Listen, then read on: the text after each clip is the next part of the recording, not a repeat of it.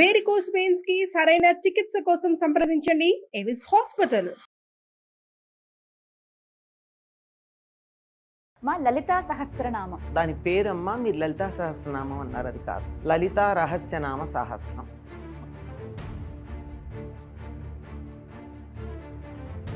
గురుముఖంగా తెలుసుకుంటే ఖచ్చితంగా అన్ని తెలుసు. గురుముఖంగా తెలుసుకుని ఏం చేస్తారమ్మా? సాధన చేసే వాళ్ళకి కావాలి.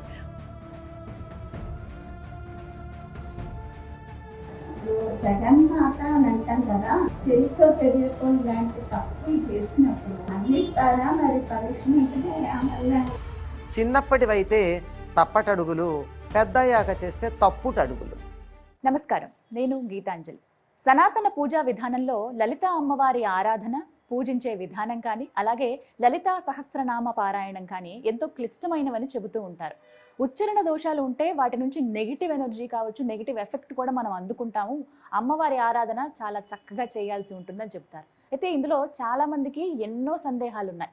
లలితా సహస్రనామం పట్ల మనకున్నటువంటి సందేహాలను నివృత్తి చేయడానికి ఇవాళ కార్యక్రమంలో మనతో పాటు ఉన్నారు ప్రముఖ ఆధ్యాత్మికవేత్త డాక్టర్ అనంతలక్ష్మి గారు. అలాగే కొందరు మహిళా మనులను కూడా మేము ఆహ్వానించాము. వారు ప్రతినిత్యం అమ్మవారి ఆరాధన, అలాగే లలితా సహస్రనామ పారాయణ చేస్తూ ఉన్నారు. ఈ పారాయణ చేసే క్రమంలో వారికి ఉన్నటువంటి కొన్ని సందేహాలను మేము నివృత్తి చేసుకోవాలనుకుంటున్నామని చెప్పి అడిగారు. అందుకనే ఈ కార్యక్రమాన్ని మేము ఏర్పాటు చేసాం. అలాగే మీకు కూడా ఎన్నో సందేహాలు ఉండొచ్చు. అయితే అవి కూడా ఈ కార్యక్రమం ద్వారా క్లియర్ చేసుకుంటారని భావిస్తూ కొన్ని ప్రశ్నలు అనంతలక్ష్మి గారి ముందుంచే ప్రయత్నం చేస్తున్నాం. మరి ఈ కార్యక్రమాన్ని ప్రారంభిద్దామా? అమ్మ నమస్కారం అండి.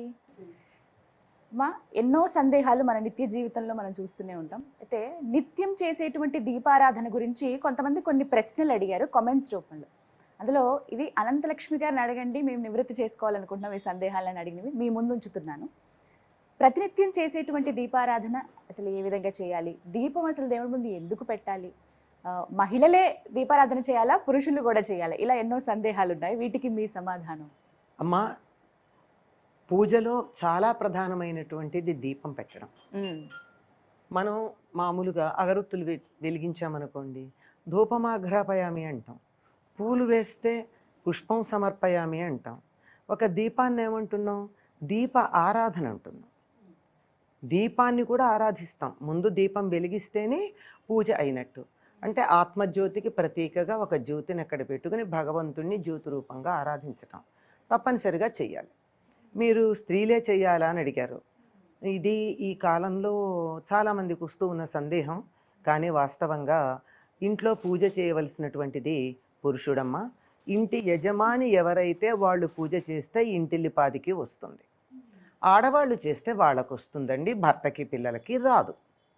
అందుకని ప్రత్యేకంగా వాళ్ళు పిల్లల కోసం ఏదన్నా అనుకుంటే సంకల్పం చెప్పుకుని చెయ్యాలి. కానీ లేకపోతే ఇంట్లో చేయవలసినది యజమాని మాత్రమే. ఇంటి యజమాని అని ఎవరిని అంటామో వారే చేస్తారు. యజమాని అన్న పదానికే యజ్ఞం చేసేవాడు అని అర్థం. ఏం యజ్ఞం చేస్తాడు? దీపం పెట్టడం, పూజ చేయడం కూడా యజ్ఞమే. పూర్వకాలం పెద్ద పెద్ద యజ్ఞాలు చేసేవారు. పెద్ద యజ్ఞాలు కాకపోయినా చిన్న యజ్ఞాలు ప్రతిదీ కూడా యజ్ఞార్థక్రియగా చేసేటటువంటి, యజ్ఞానికి ప్రతీకగా చేసేటటువంటి పూజ కూడా పురుషుడే చేయవలెను. అది చెయ్యకపోతే, వాళ్ళు చేయకపోతే, ఎవరూ చేయకపోతే తర్వాత తరాల వాళ్ళకి ఎట్లా తెలుస్తుంది ఇంట్లో శుభం ఎట్లా జరుగుతుంది అని చెప్పి ఎవరో ఒకళ్ళు చెయ్యాలి. గనక ఆడవాళ్ళు చేస్తూ ఉన్నారు. ఇంటిల్లిపాదికి మంచి జరగాలంటే తప్పనిసరిగా ఇంట్లో పెద్దవాళ్ళు ఎవరున్నారో మగవాళ్ళు వాళ్ళు చెయ్యాలి. లేని పక్షంలో మిగిలిన వాళ్ళు చేస్తారు. ఇది ఎవరు చెయ్యాలి అన్న దానికి సమాధానం. దీపం ఎలా పెట్టాలి దీని గురించి కొన్ని వందల సార్లు చెప్పినా అనేకమైనటువంటి ఇతరమైన ఆగమాలు కానీ, అనేక రకాలైన ఇతరమైనటువంటి పూజా విధానాలు కొన్ని ఉన్నాయి. తాంత్రిక పూజా విధానాలు. వాళ్ళు ఏదో ఒక ప్రత్యేకమైనటువంటి ప్రయోజనాన్ని ఆశించి చేసేటటువంటి తాంత్రిక విధానాల వల్ల వాళ్ళు పెట్టేటటువంటివి మనం కూడా పెట్టాలేమని భ్రమపడుతూ ఉంటారు అందరూ. మామూలుగా నిత్యంగా పెట్టాలంటే దీపం పెట్టేప్పుడు ఏం చెప్పుకుంటాం? సాధ్యం త్రివర్తి సంయుక్తం వహ్నినాయోజితం మయా గృహాణ మంగళం దీపం త్రైలోక్యతిమిరాపహం అని పెట్టుకున్నాం. ఎంత ఆశ మనకి! 3 లోకాల్లో ఉన్నటువంటి చీకట్లని నేను పెట్టే ఈ చిన్న దీపం పోగొట్టాలి అని చక్కగా సదుద్దేశంతో పెడుతూ, ఎట్లాంటి దీపం? 3 ఒత్తులతో కలిసి ఉన్నటువంటిది. 3 ఒత్తులతో కలిసినది. విడివిడి ఒత్తులు 3 కాదు, 3 పోగులు ఉన్న ఒకే వత్తి. త్రివర్తి సంయుక్తం, వాటితో ఉన్నటువంటిది. అందులో నూనె ఉంటుంది. నేను వెలిగించాను. వహ్నినా యోజితం మయ, అగ్నితో నా చేత వెలిగించబడినటువంటిది ముల్లోకాల చీకట్లను పోగొడుతుంది. అందుకే సంప్రదాయం తెలిసినటువంటి పెద్దలు ఎవరైనా 3 పోగులు ఉన్న ఒత్తే వాడతారు, లేదా 3 బొడ్డు ఒత్తి చేస్తే కూడా 3 కలిపి ఒకటి చేసి మధ్యలో పెడతారు. కాకపోతే 2 వేసే సంప్రదాయం ఉంది. శాస్త్రానికి సంప్రదాయానికి కొంచెం తేడా ఉంది. 2 ఎందుకు వేస్తారంటే, ఒక ఒత్తి అశుభ సమయంలో వేస్తారు, అందుకని దానికి సూచనగా ఉంటుంది కదా అని చెప్పి 2 ఒత్తులు వేస్తారు. సాధారణంగా మనం చూసేది అది. 2 ఒత్తులు వేస్తాం. 2 ఒత్తులు వేసి నూనె వేసి చక్కగా దీపం వెలిగించి, దీపానికి కుంకుమ పెట్టవలెను. కనీసం గంధము, అక్షతలు, కుంకుమ పెట్టి దీపం దగ్గర కూడా పువ్వు పెడతారు. సాధారణంగా మనం బయట చూస్తూ ఉంటాం. చక్కగా దీప ప్రజ్వలన అంటారు. దీప ప్రజ్వలన చేస్తారు, కొవ్వొత్తితో దీపం వెలిగిస్తారు, యువతలకు వచ్చేస్తారు. కార్యక్రమాలు తప్పు. ప్రారంభమైనప్పుడు కొవ్వొత్తితో వెలిగించకూడదు. కొవ్వు పనికిరాదు కదా. అయ్యాక అక్కడ ఇంత పెద్ద కుందే అన్నీ పెడతారు అందంగా, కుంకం పెట్టరు. కుంకం పెట్టకపోతే ఏ సందర్భంలో వెలిగించినట్టు దీపం? కనీసం ఈ ఆలోచన ఉండాలి. కనుక ఇంట్లో అయినా ఎక్కడైనా శుభానికి దీపం వెలిగిస్తే, వెలిగించిన తర్వాత కుంకం పెట్టి, వీలైతే ఒక పువ్వు పెట్టండి, లేకపోయినా పర్వాలేదు, ఒక అక్షత వేసినా చాలు. అక్షతలు లేకపోయినా కనీసం కుంకుమ పెట్టాలి. ఇదమ్మా దీపం వెలిగించేటటువంటి పద్ధతి. మగవాళ్ళు పూజ చేసే ఇళ్లల్లో సాధారణంగా ఈ ఒత్తి అదంతా వేసి ఆడవాళ్ళు సిద్ధం పెడతారు, మగవాళ్ళు వెలిగించి చేస్తారు. వాళ్ళు చేయనప్పుడు అసలు మానేసే కన్నా నయం కదా అని ఆడవాళ్ళు చేస్తారమ్మా.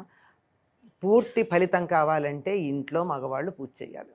అందులో భాగంగా దీపం వాళ్ళే వెలిగించాలి. ప్రత్యేకమైన పూజా కార్యక్రమాలు ఉన్నప్పుడు, వ్రతాలు ఏమన్నా ఉన్నప్పుడు, ఉదాహరణకు వినాయక చవితి కావచ్చు, ఇలాంటప్పుడు మగవారు చేయాలి, మిగతా సమయాల్లో ఆడవారు చేస్తే సరిపోతుంది అనే ఒక భావన చాలా మందిలో ఉంది.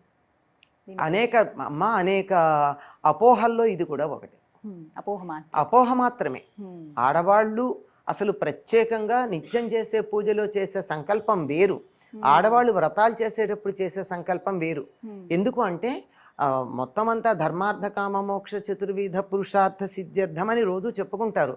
అందరికీ మమ కుటుంబస్య, కుటుంబానికి అంతా అని చెప్పుకునేటటువంటిది. అంతా అయిపోయాక వాళ్ళు పూజ చేస్తారు కదా, నాకు కూడా చేసుకోవాలనుంది అని ఆడవాళ్ళు ఏమన్నా అనుకుంటే ఒక వ్రతం చేస్తారు. ఇది కూడా పూజ అయ్యాక వ్రతం చేసేటప్పుడు ప్రత్యేకమైన కోరికతో చేస్తారు కనుక, ప్రత్యేకంగా మా అబ్బాయికి పరీక్షల్లో మార్కులు రావాలనో, అమ్మాయికి పెళ్లి కావాలనో, భర్తకి అనారోగ్యంగా ఉంటే ఆరోగ్యం ఉండాలనో సంకల్పం చేసుకుని చెప్తారు. అది ప్రత్యేకం, అది అంతవరకే ఫలితం. అంతే ఇంటిల్లిపాదికి ఫలితం రావాలంటే ఇంట్లో యజమాని పూజ చెయ్యాలమ్మా. చెయ్యని సందర్భంలోనే మానేయటం దేనికని ఆడవాళ్ళు చేస్తారు. వంటింటితో పాటు పూజ గదిని కూడా ఆడవాళ్ళకి అప్పచెప్పేసి సుఖపడిపోదాం అనుకునేటటువంటి ఒక ఆలోచన, అంతే, అంతకన్నా ఇంకేం లేదు. అయితే సమయం ఎంత ఉంది. కొంతమంది ఏంటంటే, అమ్మ ఇలా పూజ చేసేటప్పుడు ప్రతినిత్యం మా ఇంట్లో మా వారే పూజ చేస్తారండి, అయితే కొన్ని సందర్భాల్లో వారు వేరే ఊర్లో వెళ్లాల్సి వస్తుంది వృత్తిరీత్యా, మరి అటువంటి సమయంలో నేను చేస్తాను. మరి చెయ్యొచ్చమ్మా. మానేయటం కన్నా చేయడం మంచిదని చెప్తున్నాను కదా. నిత్యం ఆయన చేస్తూ ఉంటారు, ఆ కుదరినప్పుడు మానేయడం దేనికని వీళ్ళు చేస్తారు. నిత్యం చేస్తుంటే సరిపోతుంది, చేయొచ్చు. చెయ్యకూడదని లేదు, వాళ్ళు చేయడం మంచిది అంటున్నాం కానీ ఆడవాళ్ళు పూజ చేయకూడదని చెప్పలేదే. వాళ్ళు చేస్తే అందరికీ వస్తుంది, వీళ్ళు చేస్తే వీళ్ళకి వస్తుంది, అంతే తేడా. దీపం పెట్టడం మాత్రం ప్రథమం, అది తప్పనిసరి. దీపం పెట్టందే పూజ చేస్తే ఏం లాభం అమ్మ?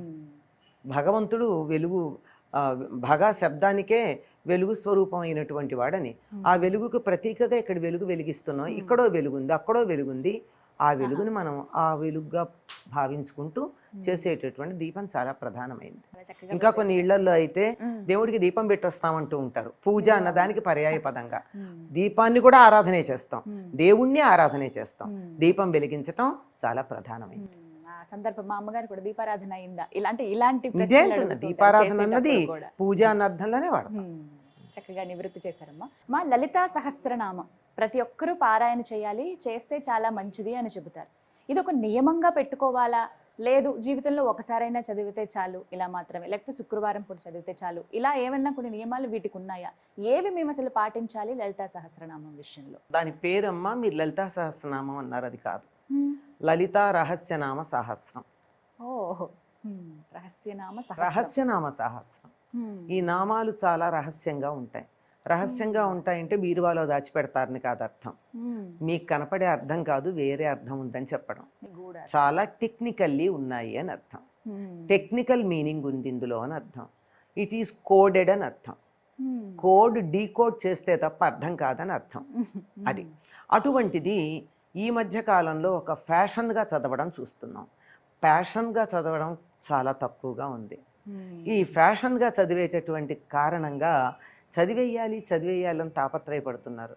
మీరు ఒక్కసారి తలుచుకోండి, ఇక్కడున్న వాళ్ళు కానీ, మీ అమ్మలు కానీ, అమ్మమ్మలు కానీ, నాయనమ్మలు కానీ లలితా పారాయణలు చేశారా? అందరూ అంటున్న పదం వాడాను నేను ఇక్కడ. లలితా పారాయణలు మీ అమ్మమ్మలు నాయనమ్మలు చేశారా? లేదు కదా. వాళ్ళు చాలా ఉద్ధరించబడ్డారే, సుఖమయమైనటువంటి జీవితాన్ని గడిపారే, మనకన్నా ఆనందంగా గడిపారే, ముఖాన చిరునవ్వు మాయకుండా చక్కగా ఉన్నారే, ఐదో తనంతో చాలా కాలం జీవించారే, వాళ్ళు బతికుండగా వాళ్ళ పిల్లలకి ఎటువంటి బాధ జరగలేదే, అంటే పుత్రశోకాలు లాంటి అనుభవించలేదే. మరి ఇవన్నీ మనం అనుభవిస్తూ ఉన్నాం, ఈ పారాయణలు చేస్తున్నాం, ఏమిటి తేడా అంటే దాని పేరే రహస్యనామ సహస్రం. అంటే చాలా జాగ్రత్తగా ప్రత్యేకమైనటువంటి నియమాలతో చదవాలి అని అర్థం. అది చదవడానికి నియమాలు ఉండాలి. అన్ని నియమాలు పాటించలేకపోవడం వల్ల ఎందుకన్నా మంచిదిలే, అదంతా చదవలేకపోయినా శ్రీమాత్రే నమః అని అమ్మవారికి మనస్ఫూర్తిగా నమస్కారం చేసుకుంటే, ఇంకా మా కుంకుమార్చన చెయ్యాలనేటటువంటి తపన లోపల ఉన్నట్టయితే ఈ మృగముద్ర అంటారు. ఈ 3 వేళ్లతో కుంకుమ తీసుకుని అమ్మవారి మీద శ్రీమాత్రే నమః అని వేస్తే చాలు. అమ్మో అది కూడా నేను అనలేను, నేను చదువుకోలేదు, నా నాలిక కుదరదు, కాస్త నాలిక మందం, సరిగ్గా అనలేకపోతున్నాను అనిపిస్తుంది కొంతమందికి. అమ్మ దండం, అమ్మ నమస్కారం, తల్లి మొక్కులు, ఈ పదాల్లో ఇవన్నీ తేలికే కదా మనం మాట్లాడేవి. ఇట్లాంటిది ఏదనుకున్నా భావన సంతుష్ట హృదయాయై నమో నమః అని ఉంది అమ్మవారి అష్టోత్తర నామాల్లో. భావనతో సంతృప్తి పడుతుంది. అటువంటి ఆవిడ్ని మనకు కొంచెం రజోగుణం ఎక్కువైంది గనక స్తోత్రాలు చేసి నేను మేము తృప్తిపరుచుకుంటాం. అలా అంత నెమ్మదిగా కాదు, మాకు కూడా ఉంది, మా ఘనత చూపించుకోవాలనుకుని పారాయణ చేస్తూ ఉన్నాం. చేస్తే ఇది లైవ్ వైర్ లాంటిది. దీనికి ఇన్సులేషన్ చాలా అవసరం. ఆ ఇన్సులేషన్ ఏమిటంటే నియమాలు పాటించటం, తప్పులు లేకుండా చదవటం. ఈ 2 పాటించకుండా చదవడం వల్ల మేము చదవడం మొదలెట్టాక మాకు కష్టాలు వచ్చాయండి అంటూ ఉంటారు. ఎందుకు రావండి? విన్నారు కదా, నేను విన్నాను, అందుకే చెప్తున్నా. మేము అంతవరకు బాగానే ఉండేవాళ్ళం అండి, లలిత చదివితే మంచిదన్నారు, అంతవరకే వాళ్ళ మాట కోట్ చేస్తున్నాను నేను. లలిత చదివితే మంచిదన్నారు, చదువుతున్నామండి, ఏమిటో అంతకుముందు లేని కష్టాలన్నీ మాకు వచ్చేసాయండి. మీరే అడిగారు కదా, ఇచ్చింది ఆవిడ, అంతే, అంతకన్నా ఇంకేం లేదు. మీరు చదవడంలో బోల్డ్ కష్టాలు అడిగారు, ఆవిడ ఇచ్చింది, ఇవ్వడానికి సిద్ధంగా ఉంది, ఏది అడిగితే అది ఇవ్వడానికి సిద్ధంగా ఉంది. మీరు అడిగిన ఇబ్బందులు మీకు ఇచ్చేసింది ఆవిడ. అందుకని కొంచెం జాగ్రత్తగా స్పష్టంగా ఉచ్చారణ దోషాలు లేకుండా చదవాలి. ఏ ఉచ్చారణ దోషాలకి నా నాలుక సహకరించదండి, నాకేదో పళ్ళు తేడా ఉన్నాయి, నాలుక ఇబ్బందిగా ఉంది, టంగ్ టై ఉంది, నాకు ఏదో కొండ నాలుక ఇబ్బందిగా ఉంది, నత్తి ఉంది, ఇలాంటివి ఉంటాయి కదా కొంతమందికి. వాళ్ళు నోట్లో చదువుకోవాలి, పుస్తకం ఎదురుగా పెట్టుకుని. అంతే తప్ప బయటికి శబ్దానికి బోల్డ్ శక్తి ఉంది కదమ్మా. ధ్వని తరంగాలు చేయలేనిదేదీ లేదు. ఉదాహరణకు మన సిరి, అలెక్సా లేవు, ఉన్నాయా లేవా? మన ధ్వనికైనా సమాధానం చెప్తున్నాయి. మరి ధ్వనికి సమాధానం చెప్పేటప్పుడు మీ గొంతు కాక వేరే గొంతుకి అలెక్సా రెస్పాండ్ అవుతుందా? You have a different intonation. అందువల్ల మీ ఇంటోనేషన్ ఇమిటేట్ చేస్తే అవుతుంది, లేకపోతే అవ్వదు. మరి ఒక అలెక్సా లాంటిదే స్పష్టమైన ధ్వనికి రెస్పాండ్ అవుతూ ఉన్నప్పుడు అంతకన్నా పెద్ద ఎనర్జీ మనకి రెస్పాండ్ అవ్వాలంటే ధ్వనిని ఎంత జాగ్రత్తగా ఉచ్చరించాలి. అది లేకపోవడం వల్ల మీరు ఏదడిగితే అలెక్సా కాకపోతే గిలెక్సా పలుకుతుంది మనం మాట్లాడితే. ఈ గిలెక్సా పలకకుండా ఉండాలంటే అలెక్సానే పలకాలంటే స్పష్టంగా ఉచ్చరించాలి. ఈ నియమాలు తప్పనిసరిగా పాటించాలమ్మా. తర్వాత చాలా పవర్ఫుల్ గనక ఆ పవర్ అన్నది స్వచ్ఛమైనటువంటి ఆ, పదార్థాన్ని అగ్నిలో వేస్తే పరిమళం వస్తుంది. మిరపకాయలు వేస్తే ఘాటు వస్తుంది. మనం ఇందులో స్వచ్ఛమైనటువంటి ధ్వని వేస్తున్నామా, మిరపకాయలు మిరియాలు లాంటివి వేస్తున్నామా అన్నదాన్ని ఆలోచించుకుని చక్కగా చేస్తే ఫలితం ఎందుకు ఉంటుంది అన్నదాన్ని మీకు అర్థమై ఉంటుంది. ఏమీ లేకపోతే ఇంత పసుపు వేసినా చాలు వాతావరణం అందరినీ భయపెట్టడానికి. చాలా అవును. అంచేత జాగ్రత్తగా చదవాలి. చదివే విషయంలో ఎంత జాగ్రత్తగా ఉండాలని మీ నుంచి ఇప్పుడు తెలిసిందమ్మా. ఉమ్. అంటే మేము చదువుతున్నాం, ఎన్నో ఏళ్ళ నుంచి చదువుతున్నాం. కొంతమంది మీరు అన్నట్టు ఇందాక ఫ్యాషన్ అన్నారు, ఇవి ఈ మాట కరెక్టేనేమో. రెండు, ప్యాషన్ ఒకటి ఫ్యాషన్ ఒకటి, రెండూ ఉన్నాయి. ఎంతమంది అంటే 100 మంది, ఇలా 100 మంది మేము ఇలా పారాయణకు వెళ్తున్నామండి. చూశానమ్మా నేను. చాలా మంది అమ్మా ఈ రోజుల్లో ముచ్చటేసేది, అమ్మా ఇంతమంది పారాయణ చేస్తున్నారని. కానీ వాళ్ళు చేసే చిన్న తప్పు వాళ్ళ జీవితాలనే మార్చేస్తుంది అనమాట. అదొకటి అందరూ గుర్తుపెట్టుకోవాలి. అలాగే ఇప్పుడు వీరి సందేహాలు ఒకసారి తెలుసు. ఎందుకంటే ఇప్పుడు లలిత గురించి చెప్పట్లేదు కానీ వేరే అలక్ష్మీర్మేనస్యతాం అని ఉంటుంది శ్రీ సూక్తంలో. ఆ అన్నది అవగ్రహంగా ఉండాలి. లక్ష్మీర్మేనస్యతాం అని చదువుతారు. అలక్ష్మి మాకు పోవాలి అని కోరుకునే సమయంలో లక్ష్మి మాకు పోవాలి అని కోరుకుంటే ఫలితం ఏముంది? ఆవిడ ఏదైనా ఇవ్వడానికి రెడీగా ఉంది. నువ్వు ఏ మీట నొక్కావో దాని ఫలితం వస్తుంది. ఫ్యాను మీట నొక్కితే ఫ్యాన్ కదులుతుంది, దీపం మీట నొక్కితే దీపం కదులుతుంది. నువ్వు ఏ మీట నొక్కావు అది గుర్తుపెట్టుకోవాలి. ఎన్ని ఫలితం తీసుకోవడానికి కూడా సిద్ధంగా ఉండాలి. అంచేత కొంచెం జాగ్రత్తగా, తొందర ఏం లేదు. ఓ నెలకు కష్టపడండి, కూర్చోండి, నేర్చుకోండి. తప్పులు లేకుండా ఉచ్చరించడం నేర్చుకోండి. అప్పటిదాకా పైకి ఉచ్చరించకుండా కళ్ళతో చూస్తూ చదవండి. మేము చదివామనేటటువంటి ఫ్యాషన్ కోసం కాదు, బాగా చదవాలనే ప్యాషన్తో చదవండి. అమ్మ అనుగ్రహం కూడా అదే విధంగా ఉంటుంది. అంతే, ఏదంటే అదే. వాళ్ళకి ఏమి దైవం అన్నది ఇట్స్ లైక్ ఏ మిర్రర్. మనం నవ్వితే నవ్వుతుంది ప్రతిబింబం, మనం ఏడిస్తే ఏడుస్తుంది, మనం తిడితే తిడుతుంది. అంతేగాని ప్రత్యేకం ఏం లేదు. అందువల్ల మనకి సత్ఫలితం కావాలంటే మనం చక్కగా ఉండాలి. సరే, అందరూ మేమే పెట్టేస్తున్నారమ్మా ఆసక్తిగా. ఇంకా మీ సందేహాలు లలితా సహస్రనామం పట్ల ఏమున్నాయో అనంతలక్ష్మి గారిని అడిగి నివృత్తి చేసుకోండి. ముందుగా ఎవరండి? అమ్మ నమస్కారం అమ్మ. నా పేరు పద్మచరాణి. నాకు ఈ లలితా సహస్రనామంలో ఒక సందేహం ఉంది. అదేంటంటే ఇందులో చక్రాలకు సంబంధించి షట్చక్రాలకు సంబంధించిన వివరణ ఉందని ఉందమ్మా. దాని గురించి కొంచెం వివరంగా చెప్పమ్మా. అది చాలా ప్రత్యేకంగా 1 గంట పైన అంతకన్నా ఎక్కువే పడుతుందమ్మా. వజ్రేశ్వరి వామదేవి వయోవస్థా వివర్జిత అన్న దగ్గరించి మొదలు పెడితే విశుద్ధి చక్ర నిలయ అంటూ మొదలుపెట్టి ఇలా మూలాధారం దాకా వచ్చి, మూలాధారం తర్వాత మళ్ళీ ఆజ్ఞాచక్రానికి వచ్చి, ఆజ్ఞ తర్వాత సహస్రారం దాకా వెళ్ళడం జరిగింది. అమ్మవారు ఇన్నింటిలోనూ ఉంటుంది అని చెప్తూ, ఏ చక్రంలో ఉన్నప్పుడు ఆవిడకు ఉండేటటువంటి పరివార దేవతలు ఎవరు, ఆ సమయంలో ఆవిడకి ఇష్టమైనటువంటి ఆహారం ఏమిటి, ఇలాంటి వివరాలన్నీ అందులో ఉన్నాయి. ఇది మనకి మన శరీరంలో ఉండేటటువంటి షట్చక్రాల యొక్క వివరణ.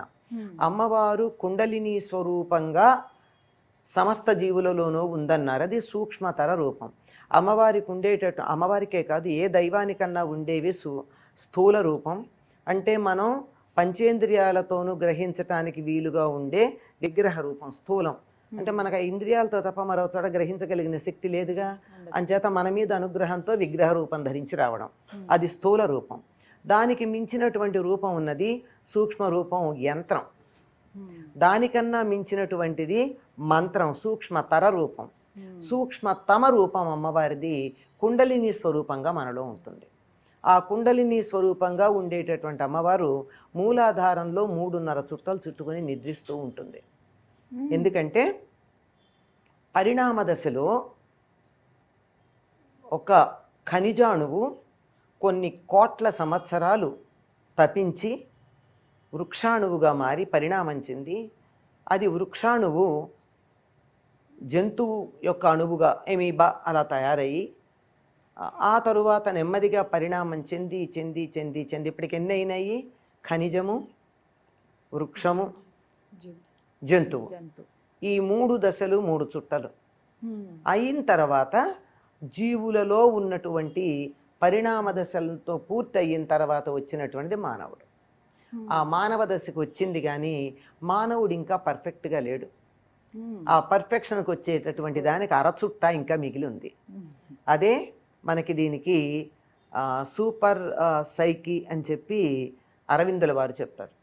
బుద్ధ స్థితి అని చెప్పి బుద్ధుడు చెప్పాడు. మనకి సంప్రదాయంలో పరబ్రహ్మము మొదలైనటువంటి పద్ధతులు మనకున్నాయి. అంటే ఇవి ఎక్కువగా సనాతన ధర్మంలో ఉన్న విషయానికన్నా ఇతర విషయాల గురించిన పుస్తకాలు చదవడం ఇంగ్లీష్లో చాలామందికి అలవాటైంది కనుక అరవిందుడి గురించి బుద్ధుడి గురించి చెప్పాను. అలాగే జనుడు అని జైనులు చెప్పారు. జనత్వం అనేటటువంటి స్థితికి రావడం, ఆ స్థితికి రావడానికి మనం ఉన్నటువంటి స్థితి నుంచి ఆ స్థితికి పరిణామం చెందడానికి సంకేతంగా ఇంకా అరచుట్ట చుట్టుకోలేదు. అలా ఉన్నటువంటి మూలాధారంలో ఉన్నటువంటి జీవుడు ఊర్ధ్వముఖంగా వెళ్ళి సహస్రారానికి చేరతాడు. అలా చేరడానికన్నా ముందు ఎలా వచ్చాడు అంటే విశుద్ధి చక్రంలో ప్రవేశించి అక్కడి నుంచి నెమ్మదిగా దిగువకి ప్రయాణం చేసి మూలాధారానికి చేరుకోవడం జరిగింది. ఇది ఎలా జరిగింది అన్న దానికి జాగ్రత్తగా గమనించినట్టయితే ఈ విశుద్ధి చక్రంలో ఉన్నటువంటి స్థితి అప్పుడే ఏర్పడినటువంటి జైగోట్ స్థితిలో ఉన్న అప్పుడే ఫలదీకరణ చెందినటువంటి అండము యొక్క స్థితి. అక్కడి నుంచి విశుద్ధికి వచ్చేటప్పటికల్లా అక్కడికి 2 దళాలు కనపడతాయి. ఆ 2 దళాలు కనపడేటప్పటికీ 2 ముఖాలు ఏర్పడతాయి. 2వ నెలలో గర్భస్థ శిశువు ఉండే స్థితి. అలా చెప్పుకుంటూ మూలాధారానికి వచ్చేటప్పటికి 5వ నెలలో ఉండేటటువంటి గర్భస్థ శిశువు లక్షణాలు, ఆ సమయంలో ఏ ఏ అవయవాలు ఏర్పడతాయి, ఆ సమయంలో గర్భిణి ఎటువంటి ఆహారం తీసుకోవాలి అనే వివరాలు ఉంటాయి. 6వ నెలకు వచ్చేటప్పటికి పూర్తిగా ఏర్పడడం జరిగింది. అందుకే 7వ నెల రాగానే పురిటితో సమానమని చెప్తారు. 7వ నెల కల్లా పూర్తిగా జీవుడు ఏర్పడడం జరిగింది. ఈ విషయాలన్నీ ఇక్కడి నుంచి ఇక్కడికి తయారయ్యి జీవుడు ఏర్పడడం అనేది ఎప్పుడైతే అయిందో అది మూలాధారంలో స్థిరపడడం జరిగింది. అక్కడి నుంచి ఊర్ధ్వముఖంగా ప్రయాణం చేసేటటువంటిదంతా మనకి ఈ సాధనలో ఉండేది.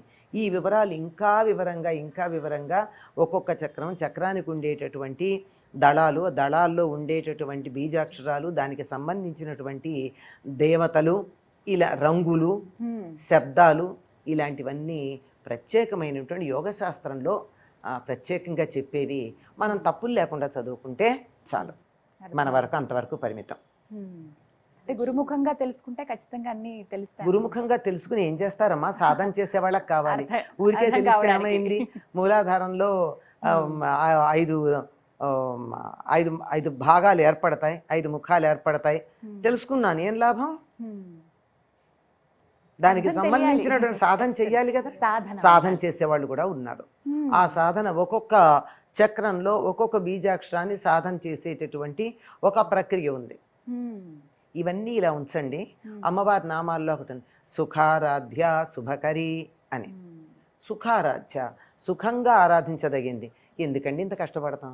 సుఖంగా ఆరాధించే మార్గం ఉండగా సరదాగా పజిల్స్ పూర్తి చేయడం, కథలు చదువుకోవడం కాక, జోకులు చదువుకోవడం కాక పజిల్స్ పూర్తి చేయడం అనే కుతూహలం ఉంటుంది కొంతమందికి. అట్లాంటి వాళ్ళు ఎవరన్నా చేసుకుంటారు. మనం హాయిగా కార్టూన్స్ చూద్దాం, కథలు చదువుకుందాం, హాయిగా వెళ్ళిపోదాం. మరొక ప్రశ్న. నమస్తే అమ్మా. నమస్తే అమ్మా. నా పేరు సుధీర. అవునా. లలితా సహస్రనామం పౌర్ణమి రోజుల్లో చాలా టెంపుల్స్లోనూ గురువు గారి ఆధీనంలోనూ చాలా చోట్ల చేస్తారు. అసలు లలితా సహస్రనామానికి పౌర్ణమికి ఏంటి సంబంధం? అమ్మవారిని ఆరాధించినటువంటి వాళ్ళల్లో 14 మందిలో ప్రధానమైనటువంటి వాళ్ళల్లో చంద్రుడు ఒకడు.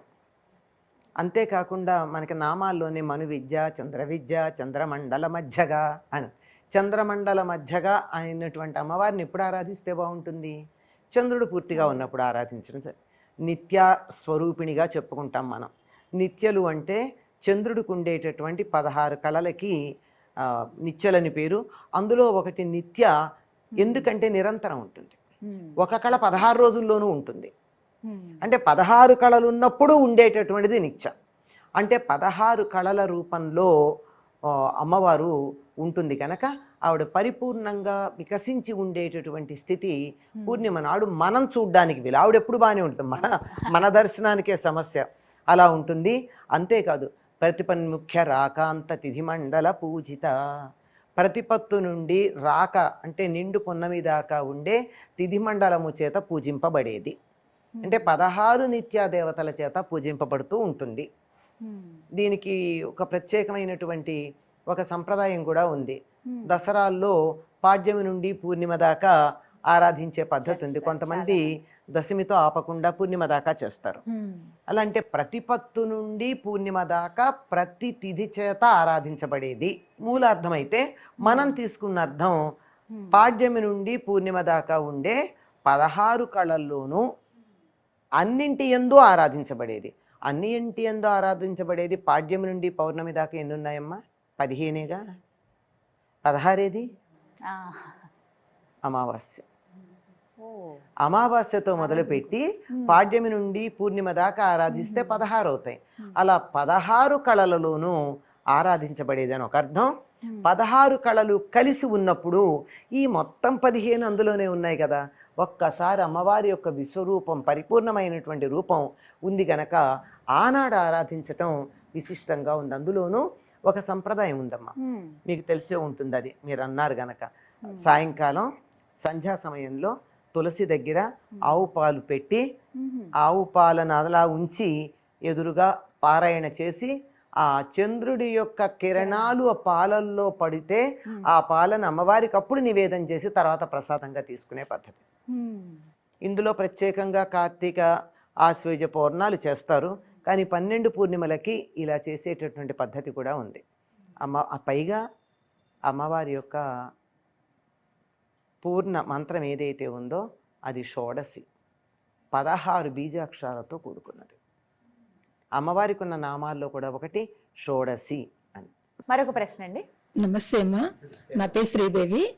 అంటే లలితా సహస్రం అందరూ చదువుతున్నారు, ప్రతి ఒక్కళ్ళు కూడా చదువుతున్నారు. మధ్యాహ్నం 12 గంటలకు చదువుతున్నారు, 3 గంటలకు చదువుతున్నారు. అది అసలు ఎప్పుడు చదవాలి, నిష్టగా ఎలా చదవాలి అనేది ఒక మాట నాకు చెప్పండి. చాలా మంచి మాట అడిగారమ్మా. ఎందుకంటే లలితా సహస్రనామం అనే కాదమ్మా, ఏదైనా సరే దైవ సంబంధమైనటువంటి స్తోత్రాలు కార్యక్రమాలు మధ్యాహ్నం 12 తర్వాత 3:30-4 గంటల వరకు చేయకూడదు. సమయం కూడా మనది చాలా సమగ్రంగా సమస్తాన్ని సమన్వయం చేసుకుంటూ వెళ్ళే సంప్రదాయం. దేవతలతో పాటు రాక్షసుల్ని పితృదేవతల్ని కూడా మనం ఆరాధిస్తాం.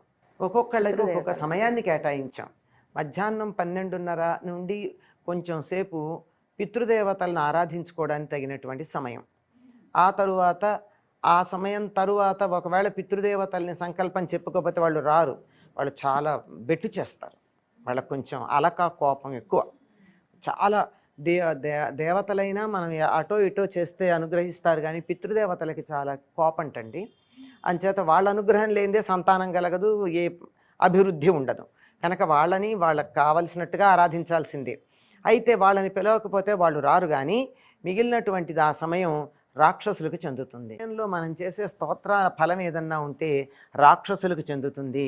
రాక్షసులు బలవంతుల వాళ్ళను కోరుకుంటే ఆ సమయంలో చదువుకోవచ్చు, లేకపోతే అలా సమయంలో చదవడం తగినటువంటిది కాదు. అయితే ఇలాంటప్పుడు 1-2 సందేహాలు అడుగుతారు. మేము ఏకాహం చేస్తామండి, ఇవాళ ఉదయం 6 గంటలకి మేము దీపం వెలిగించుకుని రేపు ఉదయం 6 గంటల దాకా కంటిన్యూస్గా చేస్తూ ఉంటామని చెప్తారు.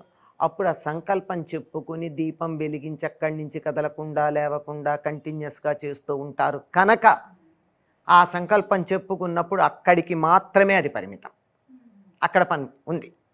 అంతేగాని మామూలుగా పని అంతా అయ్యాక అందరినీ పంపించి కడుపు నిండా టిఫిన్ తిని హాయిగా మన చూడాల్సిన సీరియల్స్ చూసుకుని 12:30కి నేను పారాయణ చేస్తాను కూర్చున్నారనుకోండి, ఏం పర్వాలా, రాక్షసులు బలవంతులు అవుతారు.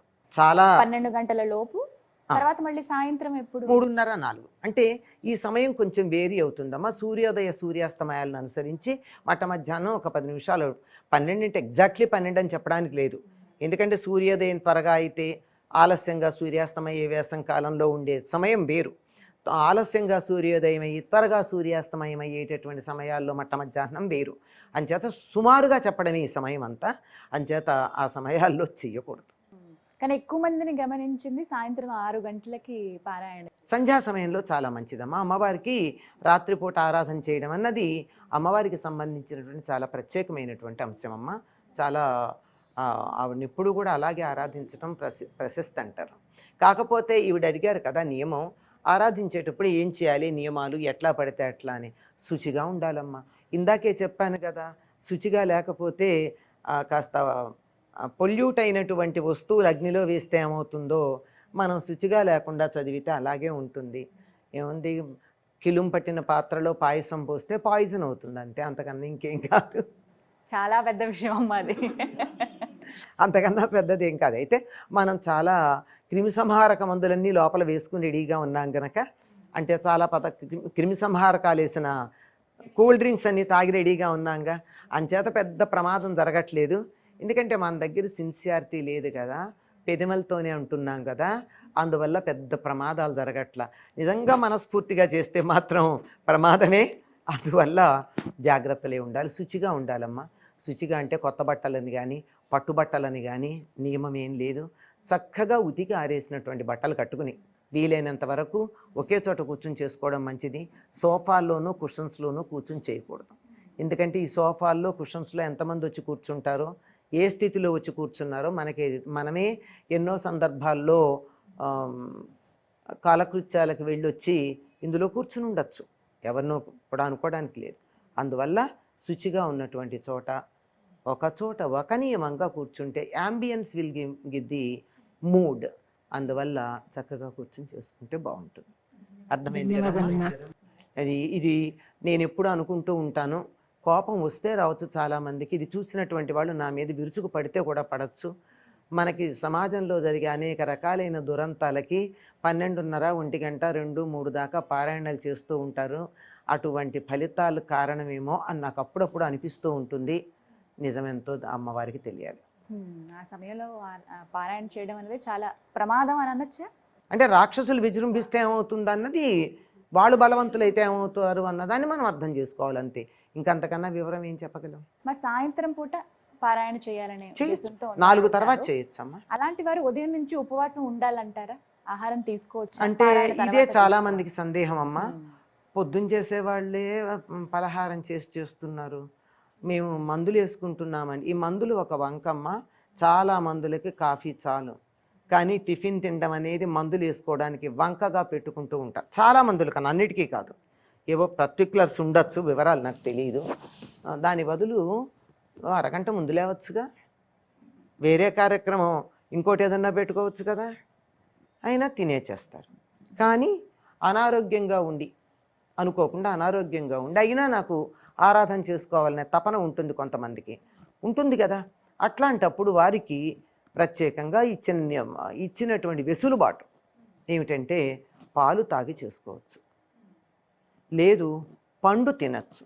అంటే వండింది అట్లా కాకుండా, ఎందుకంటే శరీరానికి వెంటనే బలం కలిగించి పొట్ట మీద బరువు లేకుండా జీర్ణ వ్యవస్థకి ఇబ్బంది కలిగించకుండా తేలికగా కూర్చుంటే అలా కునికిపాట్లు రాకుండా హాయిగా చెప్పడానికి వీలుగా ఉంటుంది. అది ఈ మధ్య కాలంలో అనుమతించబడింది. అయితే చాలామంది పెద్దలు గురువులైనటువంటి వాళ్ళు, మేము గురువులు అని అనుకుంటున్నటువంటి వాళ్ళు, శిష్యులకి మేము చెప్పచ్చు, వాళ్ళు ఆ మాటని వింటారు అనేటటువంటి ఒక నమ్మకం తమ మీద తమకి కలిగినటువంటి వారు టిఫిన్లు తినేసుకోండి అని చెప్తున్నారు. ఆ దోషం టిఫిన్ చేసుకున్న వాళ్ళకి రాదు, చెప్పిన వరకు వస్తుంది అంతే కదా. అంచేత ఎవరినన్నా మనం పరిపూర్ణంగా విశ్వసించి నమ్మాము అని అడిగి వాళ్ళ సూచన పాటిస్తే పాటించినటువంటి వారికి ఎటువంటి దోషం రాదు. అంచేత అటువంటి గురువులుండి, నేను ఇంకొక గురువుని విన్నాను, ఏమన్నా దోషం ఉంటే నేను అనుభవిస్తా, ఏం పర్వాలా, నీకు అనారోగ్యంగా ఉంది, నువ్వు తిని కూర్చుని చేసుకో అన్నారు. పర్వాలా, అటువంటి గురువులకి పాదాలకు నమస్కారం, గురుస్థానంలో ఉన్న వాళ్ళకి. వారు స్వీకరిస్తారు. అలా కాకుండా చేసేసుకోండి పర్వాలేదు మీ ఇష్టం, ఏదో చేస్తున్నారుగా, ఎట్టాగొట్టా చేస్తున్నారుగా, తప్పో ఒప్పో చేస్తున్నారుగా అంటే చదవడంలో తప్పో ఒప్పోతో పాటు ప్రవర్తనలో కూడా తప్పో ఒప్పో అనుమతించారనుకోండి, అది వారందరికీ నమస్కారం. వేళ వాళ్ళు అనారోగ్యంతో ఉంటే రిజర్వేషన్స్ వేరమ్మా, కన్సెషన్స్ వేరమ్మా, జనరల్ రూల్ వేరు. How can you equate concession with a general rule? అన్ని కలపొద్దు అంటారు. కలపకూడదు, దేనికదే. జనరల్ రూల్ ఏమిటంటే శుచిగా ఉండాలి, ఉదయం భోజనం చేయకుండా చెయ్యాలి, భోజనం కాదంటే ఫలహారం తీసుకోవచ్చు, నాట్ టిఫిన్. ఇది చాలా మంది పలహారం అంటే టిఫిన్ అనే భావనలోనే ఫలహారం పళ్ళు పళ్ళు అంతవరకు. ఎందుకంటే పళ్ళు తింటే ఎటువంటి రజోగుణం రాదు, రజోగుణం రాదు, తమో గుణం కూడా రాదు. అంటే తమో గుణం అంటే నిద్రపోవడం, రజోగుణం అంటే వాళ్ళు తప్పు చదువుతున్నారు, వీడు సరిగ్గా లేదు అని పళ్ళు కొరుక్కుంటూ వాళ్ళు చూడండి ఇలాంటివి మనం పారాయణల్లో ఈ హావభావాలన్నీ చూస్తాం కదా, ఇవేమీ రాకుండా ఉంటాయి. ఏవైనా మన చేతుల్లోనే ఉన్నాయి, మన చేతుల్లో ఉన్నాయి, మన చేతల్లో ఉన్నాయి, నిజం. ఇంకా గట్టిగా చెప్పాలంటే మన చిత్తంలో ఉన్నాయి. అది మాత్రం నిజం. అవి బయటకు వచ్చినప్పుడే ప్రమాదం. రానియకూడదు, అసలు చిత్తంలోనే లేకుండా ఉండాలి. ఎందుకు ఇవన్నీ చేయడం దండగా, అక్కడ లేకపోతే మార్పు. అంత నిగ్రహం ఉండాలమ్మా, రావాలి, ఉండాలి కదా, రావాలి. ఎందుకు రావాలి అని కాకుండా రావాలని కోరుకుంటే చాలు. మంచి విషయం చెప్పారమ్మా. నమస్కారం అమ్మా. మరొక ప్రశ్న, మీ సందేహం అడగండి. పేరు జయలక్ష్మి. నాకు చిన్న సందేహం ఏంటంటే, మనము లలితా దుర్గా స్వరూపాలన్నీ ఒకటే అని కొలుస్తాము. కొలిచినప్పుడు ఎక్కువగా దుర్గాదేవికి అష్టమి, నవమి చాలా విశేషమైన రోజులు, అట్లాగే చతుర్దశి కూడా అని అంటాం మనం. ఆ రోజుల్లో ఎక్కువగా చదివితే ఎక్కువ ఫలితం వస్తుందంటారు. ఇప్పుడు తిథులు అన్నీ ఒకటే, కానీ ఆ స్పెషల్గా వాటిల్లో చదివినప్పుడే ఎక్కువ ఫలితం రావడం అనేది మరి దానికి నాకు కొంచెం వివరణ. అమావాస్య కూడా మరి కొంతమందికి చాలా విశేషమైన రోజు, ఆ రోజు మనం పౌర్ణమి ఇష్టమైన రోజు, విశేషమైన రోజు అనుకుంటాము. మరి అమావాస్య మరి చెన్నైలో వాళ్ళందరికీ వాళ్ళు చాలా గొప్పగా పూజ చేసుకుంటారు, గొప్పగా ఆ రోజుని పండగలాగా చేసుకుంటారు. మనం మాత్రం ఎందుకు చేసుకోలేకపోతున్నాం, దానికి కారణం. అమ్మా, ఇప్పుడు మిమ్మల్ని మామూలుగా రోజు ఫోన్ చేసి ఎట్లా ఉన్నారు అని అడిగినా అడగకపోయినా మీ పుట్టినరోజు నడిచేస్తే సంతోషిస్తారా లేదా? అది ప్రత్యేకమైన రోజు కదా, అవునా కదా? అట్లాగే అమ్మవారు ఒక్కొక్క సందర్భానికి, ఒక్కొక్క అవసరానికి ఒక్కొక్క రూపంలో అవతరించింది. అలా అవతరించిన సందర్భాలు ఒక్కొక్క అవతరణ ఒక్కొక్క తిథి నాడు జరిగాయి. అందువల్ల ఆ రూపంతో ఆరాధించేటప్పుడు ఆనాడు ఆవిడికి ప్రత్యేకత. ప్రత్యేకంగా అష్టమి అమ్మవారికి చాలా ప్రీతిపాత్రమైనటువంటి తిథిగా చెప్తారు. ఎందుకంటే ప్రతి అష్టమి, సంవత్సరంలో ఉండేటటువంటి 24 అష్టములు కూడా ఏదో ఒక రూపంలో అమ్మవారు ఆవిర్భవించింది. భవాన్యష్టమి, దుర్గాష్టమి, ఇలా చూడండి, మొత్తం 24 అష్టములకి అమ్మవారు ఒక్కొక్క రూపంలో అవతరించింది. అంచేత ప్రతి అష్టమి చాలా విశేషమైనటువంటిది. దీనికి సంబంధించి మేనాదేవి అంటే హిమవంతుని యొక్క భార్య. ఆవిడ ఒకప్పుడు అమ్మవారి గురించి 24 అష్టములు అష్టమి నాడు పూజ చేసిందట. 24 అష్టములు చేసి ప్రతిరోజు ఆ పూజ చేసిన రోజునేవో ఆవిడ నియమాలు ఏవో పాటించింది. అష్టమి పూజా విధానం. ఆ ముత్తైదువులకి తాంబూలం ఇచ్చుకుందిట. అమ్మవారు చాలా సంతోషించి, ఏం కావాలి నీకు వరమని అడిగిందిట. అమ్మ, నువ్వు మా ఇంట్లో చంటి పిల్లలాగా ఉండవా, నీ కూతురులాగా మా ఇంట్లో పుట్టవా అని అడిగిందిట. అందుకని పార్వతీదేవిగా దక్షయజ్ఞం అయిపోయిన తర్వాత సతీదేవిగా శరీరం వదిలినటువంటి ఆవిడ పార్వతిగా పర్వతరాజు ఇంట్లో పుట్టింది. అంచేత ఆవిడ చేసిన పూజ ఏమిటంటే 24 అష్టములు పూజించింది అమ్మవారిని. ఎందుకంటే ప్రతి అష్టమి మీరు గమనించండి, ప్రతి అష్టమికి ఉంటుంది. ఈ దుర్గాష్టమి, భవాన్యష్టమి, ఇంకా పేర్లు ఉన్నాయి. ఆ వరుసగా అష్టములన్నీ కూడా ఏదో ఒక రూపంలో అమ్మవారు ఆవిర్భవించినటువంటిది అష్టమి నాడు. మాట కూడా అన్నారు, తమిళనాడు అక్కడ ఆచారం చూసుకుంటే ఎక్కువగా అమావాస్య రోజులు వారు వివిధ పూజలు చేయటంగా నవ్వు చేస్తారు. మనం పౌర్ణమి చాలా శుభసూచకంగా భావిస్తాము. ఈ వ్యత్యాసాన్ని ఏ విధంగా చూడాలంటారు? ఎందుకు అంటేనమ్మా, వాళ్ళ లెక్క ప్రకారం అమావాస్య మర్నాటి నుంచి శుక్లపక్షం మొదలవుతుంది. ఎదుగుతున్నాడు చంద్రుడు, అందుకని వాళ్ళు ఎదుగుదలను ఆరాధించారు. మనం అప్పుడే పూర్తిగా వచ్చినటువంటి ఎదిగిపోయిన తర్వాత ఉన్న చంద్రుడిని ఆరాధించటం మనం అనుకుంటున్నాం. ఈ రెండిటికి ఉన్నటువంటి తేడా. అంతకన్నా ఇంకేం లేదు. నిజం చెప్పాలంటే అన్ని తిథులు పవిత్రమైనవి, అన్నీ సరైనవి. అయితే కొన్ని తిథులు కొన్ని కార్యక్రమాలకు బాగుంటాయి. ఇది మనకి బాగా అర్థం కావాలంటే ఏం చెప్తామంటే, ఏదైనా ధ్యానం అది పొద్దున బాగుంటుంది, భోజనం పొద్దున బాగుంటుంది. మిట్ట మధ్యాహ్నం ఏం చేస్తాం, బయటికి వెళ్ళే పనులు ఉంటే ఎప్పుడు చేయాలి? మొక్కలకి నీళ్ళు ఎప్పుడు పోస్తాం? సాయంత్రం పోస్తాం. పూలు ఎప్పుడు కోస్తాం? ఉదయం కోస్తాం. మిట్ట మధ్యాహ్నం 12ంటికి పూలు కోస్తామా? మొక్కలకి నీళ్లు పోస్తామా? చెయ్యం కదా. అంచేత ఒక్కొక్క పనికి ఒక్కొక్క కాలం సరైనటువంటిది.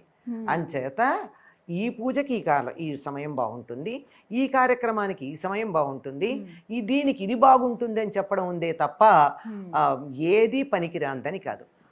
మిట్ట మధ్యాహ్నం పూలు కొయ్యడానికి పనికిరాదని ఎట్లా అంటామో కొన్ని పనులకు కొన్ని పనికిరావు, అంతే, అంతకన్నా ఇంకేం కాదు.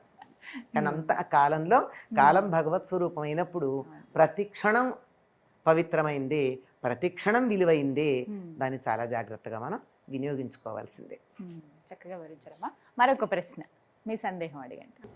నాకు ఊహ తెలిసినప్పటి నుంచి 3 దశాబ్దాలు 4 దశాబ్దాలుగా లలితా సహస్రనామం చదువుకుంటూ ఉంటామండి, మాకు చెల్లెళ్ళ అందరం. ఈ మధ్య కొత్తగా కొన్ని నెలలుగా, కొన్ని సంవత్సరాలుగా వింటున్నాము నామ సంపుటీకరణము లలితా సహస్రనామము అని. నామ సంపుటీకరణము అసలు ముందు మీరు చదివింది ఎట్లా చదివారమ్మా? స్తోత్రంగా చదివారా? స్తోత్రంగానే చదివారు కదా. శ్రీమాత శ్రీ మహారాజ్ఞి శ్రీమత్ సింహాసనేశ్వరి అని చదివారు. అంతేగాని ఓం ఐం హ్రీం శ్రీం శ్రీమాత్రే నమః అని చదివారా? నామం అంటే శ్రీమాత అన్నది ఒక నామం. దాన్ని నామంగా మనం చెప్పాలంటే అమ్మవారికి సంబంధించిన, ఇప్పుడు నేను చెప్పాను కనుక మీరు ఎవరు అనకండి, నేను కూడా ఇది బీజాక్షరాలు అన్న ఉద్దేశంతో అంటలా అనకూడదు గనక, కానీ పుస్తకాల్లో అచ్చులో కూడా ఉన్నాయి గనక ఊరికి ఏది అక్షరాలుగా భావించుకుని వినండి, బీజాక్షరాలు కాకుండా. ఓం ఐం హ్రీం శ్రీం ఇవి 4 అమ్మవారికి సంబంధించినటువంటి బీజాక్షరాలు. ఇవి తప్పనిసరిగా ఉపదేశం లేని వాళ్ళు అనకూడదు. ఇది అని శ్రీమాత్రే నమః అని అంటే అది నామంతో పూజించినట్టు. ఈ నామంతో పూజించినట్టు చేయడం అన్నది ఎవరికి అవకాశం ఉంది అంటే, ఎవరైతే మంత్రం ఉపదేశం పొంది ఉన్నారో వాళ్ళు మాత్రమే చెయ్యాలి. స్తోత్రం మనం చేసుకోవచ్చు, పూర్వకాలం ఇది కూడా చేసేవారు కాదు, దీన్ని కూడా వద్దని చెప్తూ ఉండేవారు. అయితే పీఠాధిపతులు లాంటి వాళ్ళు కొంతమంది అందరికీ కుతూహలం ఉంది, అవకాశం కల్పించటం మంచిది అని ఆలోచించి వాళ్ళు చెప్పడం వల్ల జరుగుతూ ఉన్నది.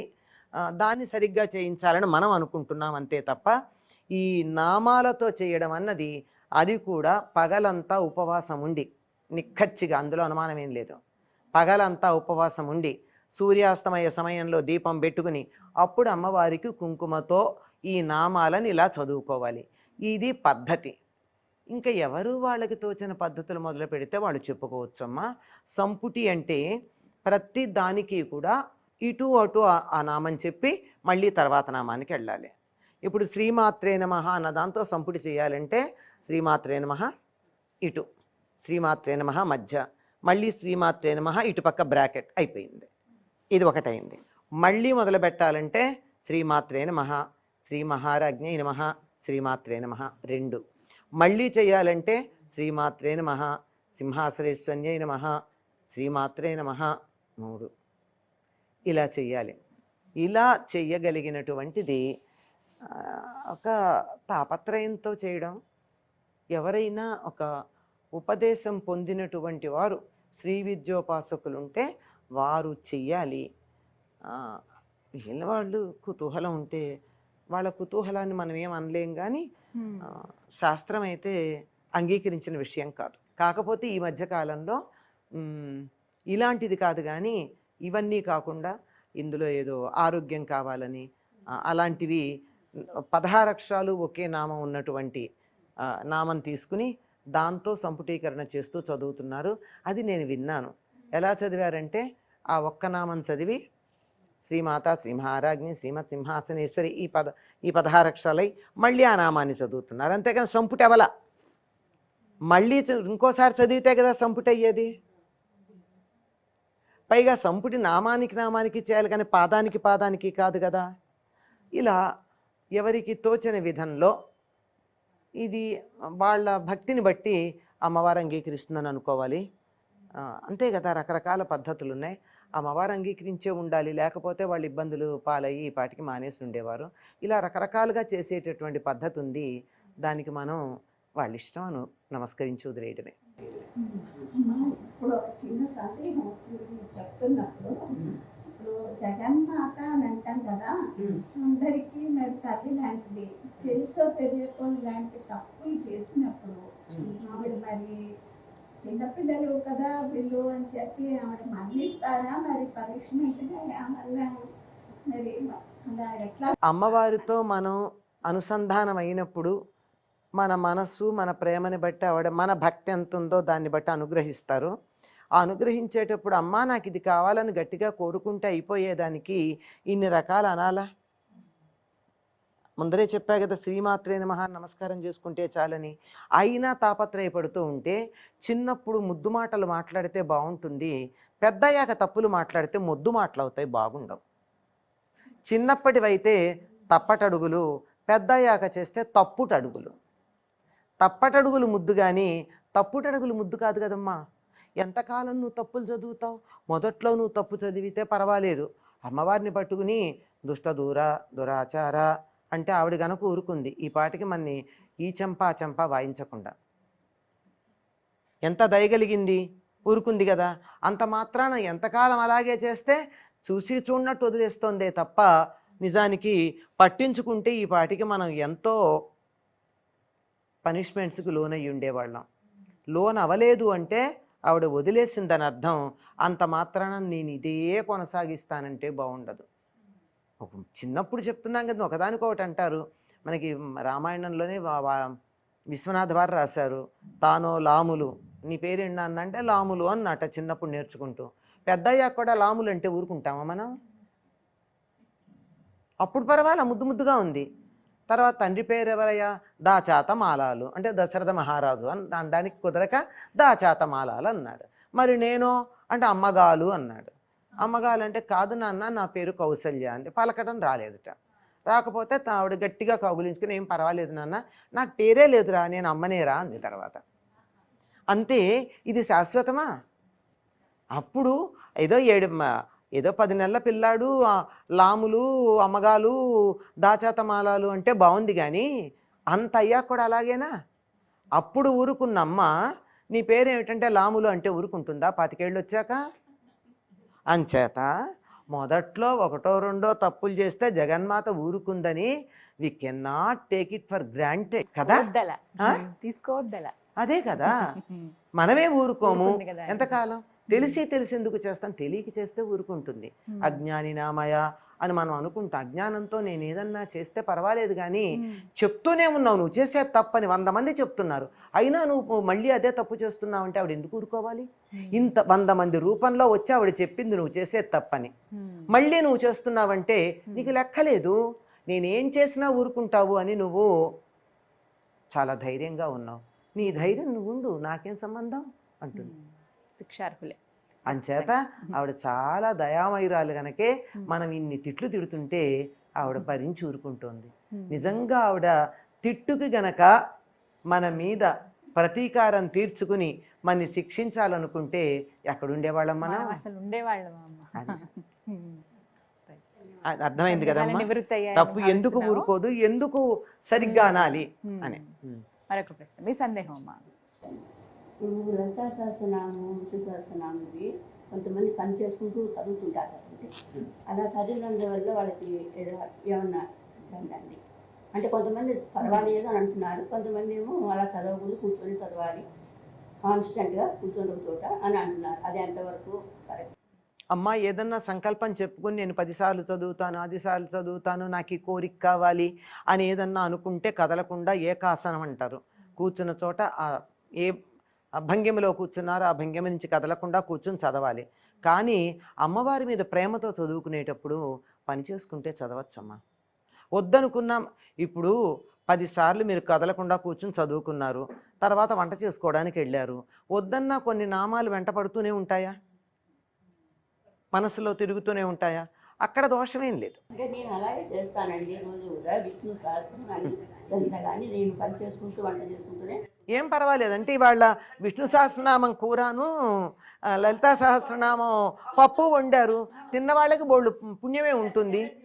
ఎనర్జీ ఆ ఆహారంలోకి వస్తుంది.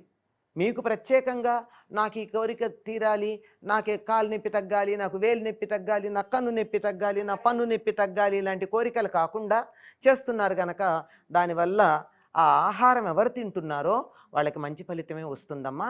అలా చదువుకునేటప్పుడు ఒకళ్ళ మధ్యలో ఆపేసిన పెద్ద ప్రమాదం సగం చదివారు, ఈ లోపల ఇంటికి ఎవరో గెస్టులు వచ్చారు, వాళ్ళని పలకరించాలి కదా, గృహిణులకు అవే ఉంటాయిగా. చేస్తానండి నేను 3:30కి వెళ్ళేస్తాను. అప్పుడే నేను నా కార్యక్రమం అంతా చదువుకుంటూ అలా చేస్తాను. పర్వాలేదు, అదే అంటున్నా. ఇప్పుడు మీకైతే అలా వీలు ఉంది, అందరూ ఉంది. అవకాశం లేని వాళ్ళు ఇలాగే పనిచేసుకుంటూ అమ్మవారి మీద ప్రేమతో చదువుతున్నారు కానీ కోరికతో కాదు కదా. అట్లాంటప్పుడు ఎవరన్నా వచ్చి మాట్లాడినా మనకేమి ఫలితాన్ని ఆశించి చేస్తే ఫలితం రాదని బాధ. ఫలితం ఆశించలేదు, అమ్మవారి మీద ప్రేమతో చేస్తున్నాం. ప్రేమనే భక్తి అంటారు. అలా చేస్తున్నప్పుడు మధ్యలో ఆపినా పూర్తి చేయకపోయినా ప్రమాదం ఉండదు. ఇది సంకల్పం చెప్పుకుని కూర్చొని చదివారా పూర్తి అవ్వాలి, అది కూర్చొని చెయ్యాలి. అమ్మా కొంతమంది ఇళ్లలో గమనిస్తాం, శుక్రవారం అయితే సాయంత్రం 6 గంటలకి కెసెట్ అలా ఆన్ చేస్తారు వాళ్ళ సిస్టమ్స్లోనేలాగా. లలితా సహస్రం పెద్ద సౌండ్ పెట్టి ఇళ్ళంతా ప్రతిధ్వనించేలాగా పెడుతూ ఉంటారు. అలా అసలు పెట్టడం మంచిదేనా? మనం ఉచ్చరించకపోయినా అలా ఆడియో ద్వారా మనం వినడం కరెక్టే అంటారా? అంటేనమ్మా టేప్ రికార్డర్కి పుణ్యం వస్తుంది. అంటే విన్న మనకి ఇంకోటి కూడా ఉంది, ఊరికే చమత్కారంగా చెప్పాను కానీ అది వింటున్నప్పుడు ఒక నామం మీదన్నా మనం దృష్టి పెడితే నయం. ఇంకొకటి ధ్వనికి ఒక శక్తి ఉంది, ధ్వనికి శక్తి ఉందన్నాం కదా. ఆ ధ్వని తరంగాల వల్ల వాతావరణం పరిశుభ్రం అవుతుంది, మనకేం ఉపయోగం ఉండదు. మనం ఉండే ఇల్లు యాంబియన్స్ బాగుంటుంది, వాతావరణం బాగుంటుంది, నెగిటివిటీ ఏమన్నా ఉంటే పోతుంది. అంతేగాని మనకి ఏదన్నా ఉపయోగం ఉండాలంటే మనం దాంతోపాటు తప్పులు లేకుండా చదవడం, లేదా అటు ఇటు తిరుగుతుంటే ఎక్కడన్నా ఒక నామం దాటేయడం ఇలాంటివి వస్తాయి. చూడకుండా చదివేటప్పుడు నోటుకొచ్చు కదా అన్న ధైర్యంతో చదువుతూ ఉంటే ఎక్కడో దృష్టి మళ్ళుతుంది. దృష్టి మళ్ళేటప్పటికీ ఒక పదమో ఒక పాదమో ఒక నామమో దాటేస్తాం. అలా దాటేయకుండా ఉండడానికి ఈ వినికిడి వల్ల ఉపయోగం ఉంటుంది. ఇప్పుడు ఉచ్చరించినప్పుడు ఏం జరుగుతుందంటే అమ్మ, నాలుక తాలు పైన తగులుతుంది అంగిలికి. ఆ అంగిలికి తగిలినప్పుడు అక్కడ ఉన్నటువంటి నాడీ మండలం యాక్టివేట్ అయ్యి శరీరం చాలా అనారోగ్యాలన్నీ పోతాయి. మంత్రం ఉచ్చరించటం వల్ల ఆరోగ్యం బాగుపడడానికి కలిగినటువంటి కారణం కనుక మనం సరిగ్గా ఉచ్చరించామా సరైనటువంటి నాడులు యాక్టివేట్ అవుతాయి. తప్పు ఉచ్చరిస్తే తప్పు. అందుకే చెడ్డమాటలు మాట్లాడే వాళ్ళ మొహం ఎలా ఉంటుంది? ఎప్పుడు ఎదుటి వాళ్ళని తిడుతూ దూర ఆలోచనలు చేస్తూ అసభ్యమైన పదాలు తరచుగా నోట్లోంచి ఉచ్చరించే వాళ్ళ మొహంలో కళ వేరే రకంగా ఉంటుంది. అసలు నోట్లోంచి ఎప్పుడు చెడ్డమాట రాకుండా నొప్పి తగిలితే కూడా రామ కృష్ణ అనుకునే వాళ్ళ ముఖాలు ఎలా ఉంటాయి? తేడా ఉంటాయి కదా. ఎందుకంటే నాడీ మండలంలో ఈ ఆనందాన్ని ప్రకటించేటటువంటి నరాలు యాక్టివేట్ అయ్యి బాగుంటాయి. కనుక ఈ నామాలు చదివేటప్పుడు మన శారీరక ఆరోగ్యం బాగుంటుంది బాగా సరిగ్గా చదివితే. తర్వాత నామం మీద మనసు ఉన్నప్పుడు మానసిక ఆరోగ్యం బాగుంటుంది. ఆ తర్వాత శరీరం మనసు రెండు బాగుంటే కాస్త మనసు గనక అమ్మవారి మీద కేంద్రీకరిస్తే ఆత్మోద్భరణ కూడా జరుగుతుంది. కనుక మనం ఉచ్చరిస్తే జరిగే పని అది. లేదు పైకి పెట్టామా నయం, ఇంట్లో ఉన్నటువంటి నెగిటివ్ వైబ్రేషన్స్ పోతాయి. మంచిది. ఎవరి గురించి చెడుగా ఆలోచించకుండా ఉండగలగాలి. ఎందుకంటే మనస్సులో అమ్మవారు వచ్చి కూర్చోవాలంటే ఇక్కడ చండాలం పెట్టుకుంటే చెత్త పెట్టు కూర్చుంటే వచ్చి కూర్చుంటుంది ఆవిడ. ఇక్కడ క్లీన్గా పెట్టుకొని వచ్చి కూర్చుంటుంది. ఆవిడ వచ్చి కూర్చోవాలంటే ఇది క్లీన్గా ఉండాలి కదా. ఇది క్లీన్గా ఉండాలంటే ఇక్కడి నుంచి వస్తూ ఉంటుంది చెత్త. కనుక ఇక్కడ కొంచెం జాగ్రత్త క్లీన్ చేసుకోండి, ఇక్కడ శుచిగా ఉంటుంది, అప్పుడు అమ్మవారు వచ్చి కూర్చుంటుంది. అందుకని వీలైనంత వరకు మీరు గమనించారో లేదో లెంట్ పీరియడ్లో క్రిస్టియన్స్ ఎవ్వరూ కూడా చెడ్డ మాటలు మాట్లాడరు. గమనించారా? అలాగే రోజా చేస్తారు కదా, ఆ సమయంలో 30 రోజులు ఏమిటంటారు దాన్ని, రంజాన్ ఉపవాస దీక్షలో ఉపవాస దీక్ష పాటించేటటువంటి ముస్లిం ఎవరిని తిట్టడు, చెడ్డమాట మాట్లాడు. వ్యాపారస్తుడు కూడా నిజాయితీగా చేస్తాడు మిగిలిన సమయాల్లో ముంచేసిన. మరి అంత నిజాయితీ ఉండాలి. మనం కూడా మన పారాయణలు చేసేటప్పుడు కనీసం పారాయణ చేసే రోజున ఎవరి గురించి చెడు ఆలోచన కానీ చెడ్డ మాట కానీ లేకుండా ఉండడం ప్రధానమైంది. కొంచెం కష్టమైన విషయమే కానీ అంతకన్నా తక్కువ స్థాయిలో చెప్పుకోవాలంటే ఇల్లు శుభ్రం చేసుకోవాలి, ఒళ్ళు శుభ్రం చేసుకోవాలి, శుచైనటువంటి వస్త్రాలు ధరించాలి. ఆహారం కూడా తినకుండా ఉండలేము ప్రస్తుత పరిస్థితుల్లో. మనమంతా అల్పశక్తి కలిగినటువంటి వాళ్ళం, పూర్వం ఉన్నంత శక్తి కాదు కదా మనకి. అందువల్ల సాత్వికమైన తేలికైన ఆహారం, పాలు పళ్ళు లాంటివి. ఉండలేను అంటే మరి పలహారం లాంటిదైనా కడుపు నిండా కాకుండా తేలిగ్గా తిన. పలహారం అన్నం అయితే ఇంతే తింటే ఇంకేదన్నా చేస్తే ఇంత తింటున్నాం. అందువల్ల అట్లా కాకుండా చాలా తక్కువగా తిన్నామా లేదా అన్నట్టు ఉండి తేలిగ్గా ఉండేట్టు ఉండడం మంచిది. ఏదైనా తింటే మాత్రం తప్పనిసరిగా స్నానం చేయాలి. తినకపోతే పర్వాలేదు, తింటే మాత్రం స్నానం చేయాలి. కాలకృత్యాల్లో వెళ్ళిన ఆ వస్త్రాలు కాకుండా, కాలకృత్యాలు తీర్చుకున్న వస్త్రాలు కాకుండా శుచి అయినటువంటి వస్త్రం కట్టుకుని చేయాలి. అలా సాయంత్రం కూర్చుని సాయంత్రం కొంతమంది అంటే ఉదయం ఇవన్నీ అవసరం లేదు. స్నానం చేయాలి, కాలకృత్యాలు వస్త్రాలు అనేది ఉదయం ఉండదు కనుక అక్కడ ప్రత్యేకం చెప్పక్కర్లేదు. కానీ ఎప్పుడైనా అదే నియమం, సాయంకాలం చేసిన అదే. పగటిపూట ఉదయం నుంచి సాయంకాలం 6 లోపల ఒక్కసారన్నా కాలకృత్యాలకు వెళ్లకుండా ఉండలేం కదమ్మా.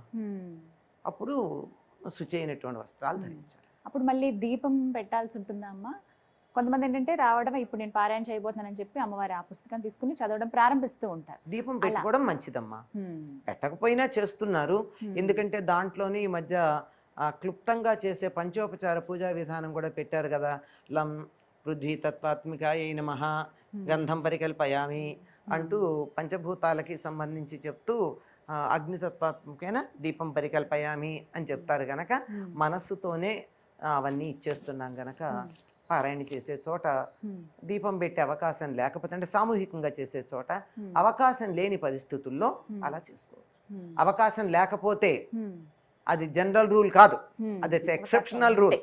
అదే ముగింపు సమయంలో పాటించవలసింది ఏమిటండి? ముగించిన తర్వాత ఇంకా అయిపోయింది అమ్మ నమస్కారం, ఇంతవరకే చాలా మందికి తెలుసు. అమ్మవారికి చేత అయితే ఒక పండు నైవేద్యం పెట్టి మంగళహారతి ఇస్తే మంచిది. ఈ విధంగా ముగించాలి, ప్రారంభించడం ముగించడం. చక్కగా వివరించారమ్మా. ఇంకెవరికైనా సందేహాలు? నమస్కారం. ఇప్పుడు ఇందులో బ్రహ్మగ్రంథి, విష్ణు గ్రంథి, రుద్రగ్రంథి అని 3 గ్రంథుల గురించి చెప్పాను. ఈ విభేదన గురించి ఒకసారి. ఈ మన శరీరంలో ఉండేటటువంటి 3 భౌతిక శరీరానికి సంబంధించింది కింద బ్రహ్మగ్రంథి,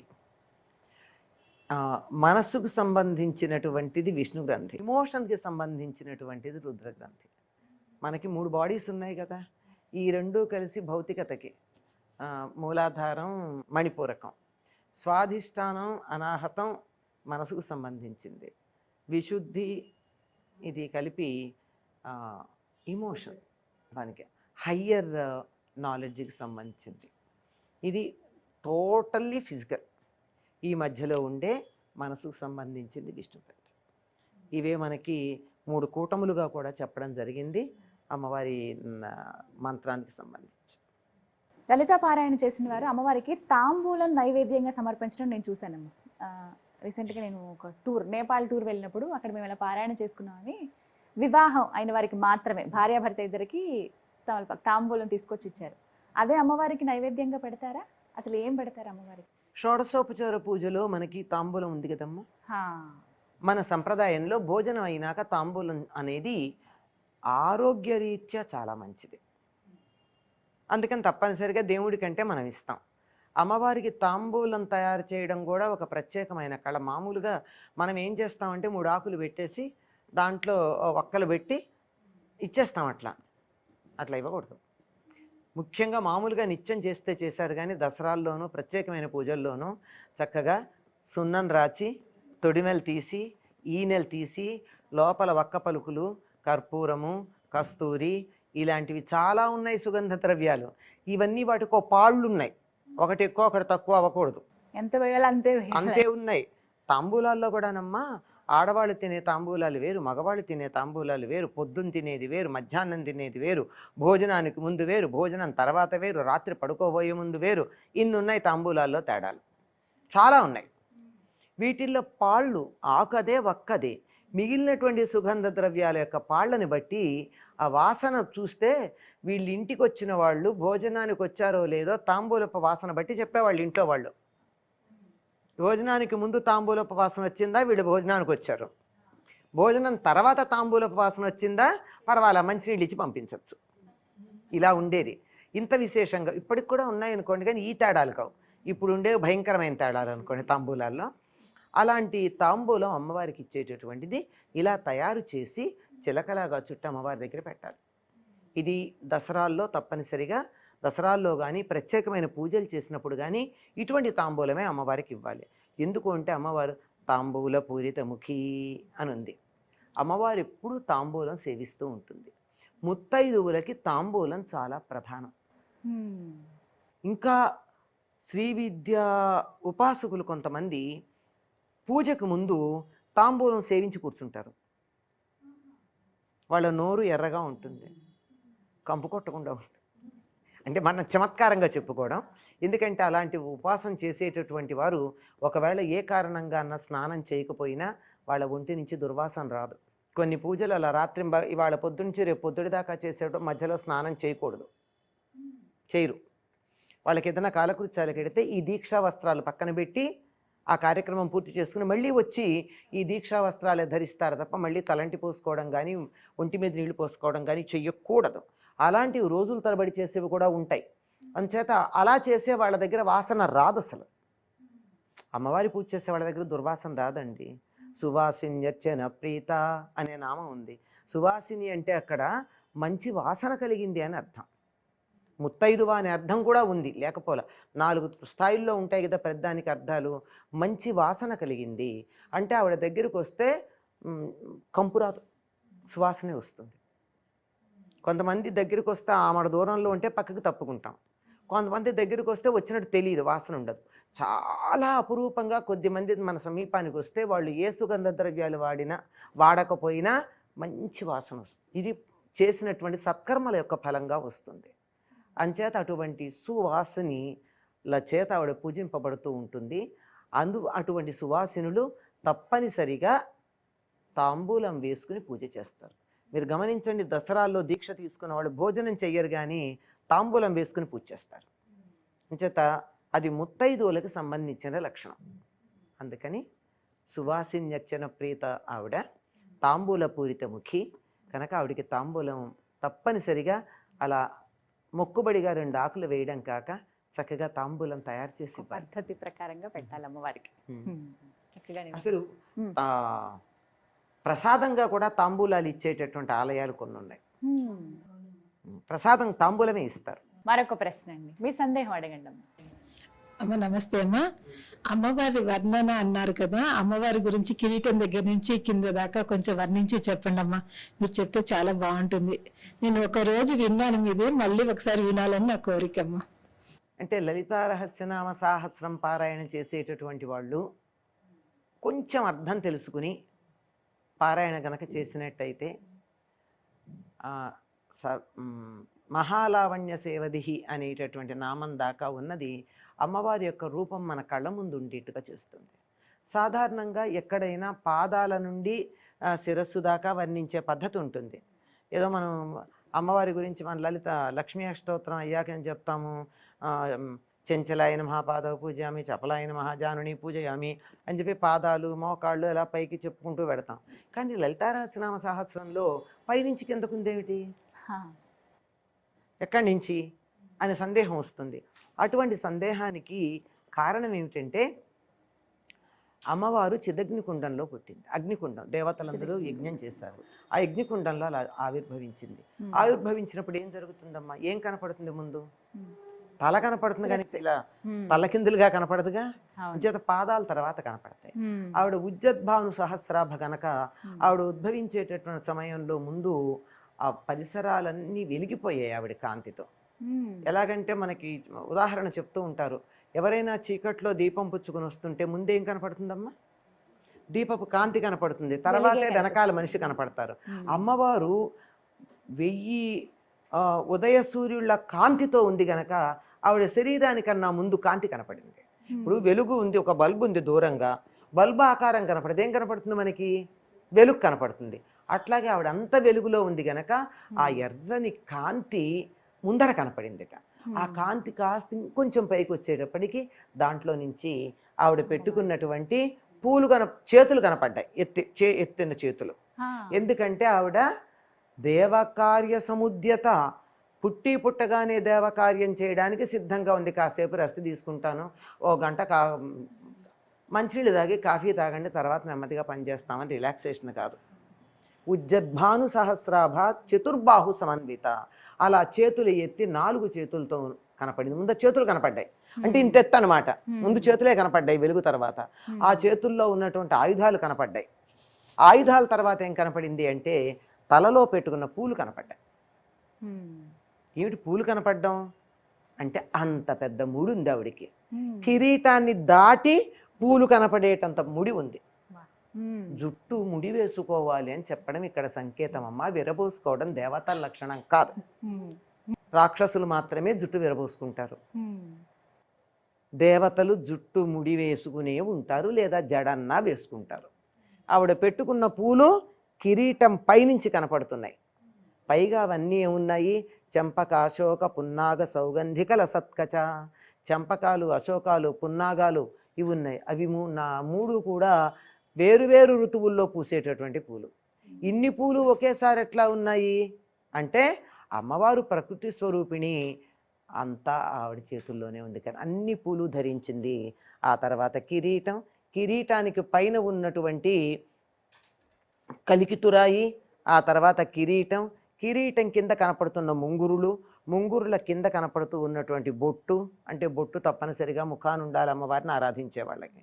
ఆ తర్వాత కనుబొమ్మల కింద ఉన్నటువంటి కన్నులు, ఆ కన్నుల మధ్య ఉన్నటువంటి ముక్కుకు పెట్టుకున్నటువంటి నక్షత్రాల్లాగా ప్రకాశించేటటువంటి నాసాభరణాలు, అటు పైన ఎర్రగా ఉన్నటువంటి మన కెంపులతో తయారైన అద్దాల్లాగా ఉన్నటువంటి ఎర్రని చెక్కిళ్ళు, ఆ పైన చెవులకు పెట్టుకున్నటువంటి సూర్య చంద్రుల దుద్దులు. ఒక చెవికి, కుడి చెవికి సూర్యుడు, ఎడం చెవికి చంద్రుడు. కింద దానికి వేలాడుతున్నాయి లోలకులుగా ఏమంటే కదంబ పుష్పాల గుత్తులు. అక్కడి నుంచి చూసేటప్పటికీ ఈ వేలాడేటటువంటివి వైవంగానే కనపడేది ముక్కు కింద కనపడేటటువంటి పెదవులు ఎర్రగా దొండపండులాగా, దొండపండు నేను పగడాలని తిరస్కరించేటటువంటి పెదవులు. అంటే దొండపండు రేపు పొద్దుటికి మెత్తబడిపోయి పాడైపోతుంది, పగడాలు గట్టిగా ఉంటాయి. ఈ 2 అమ్మవారి పెదవులతో పోల్చడానికి వీల్లేనటువంటివి.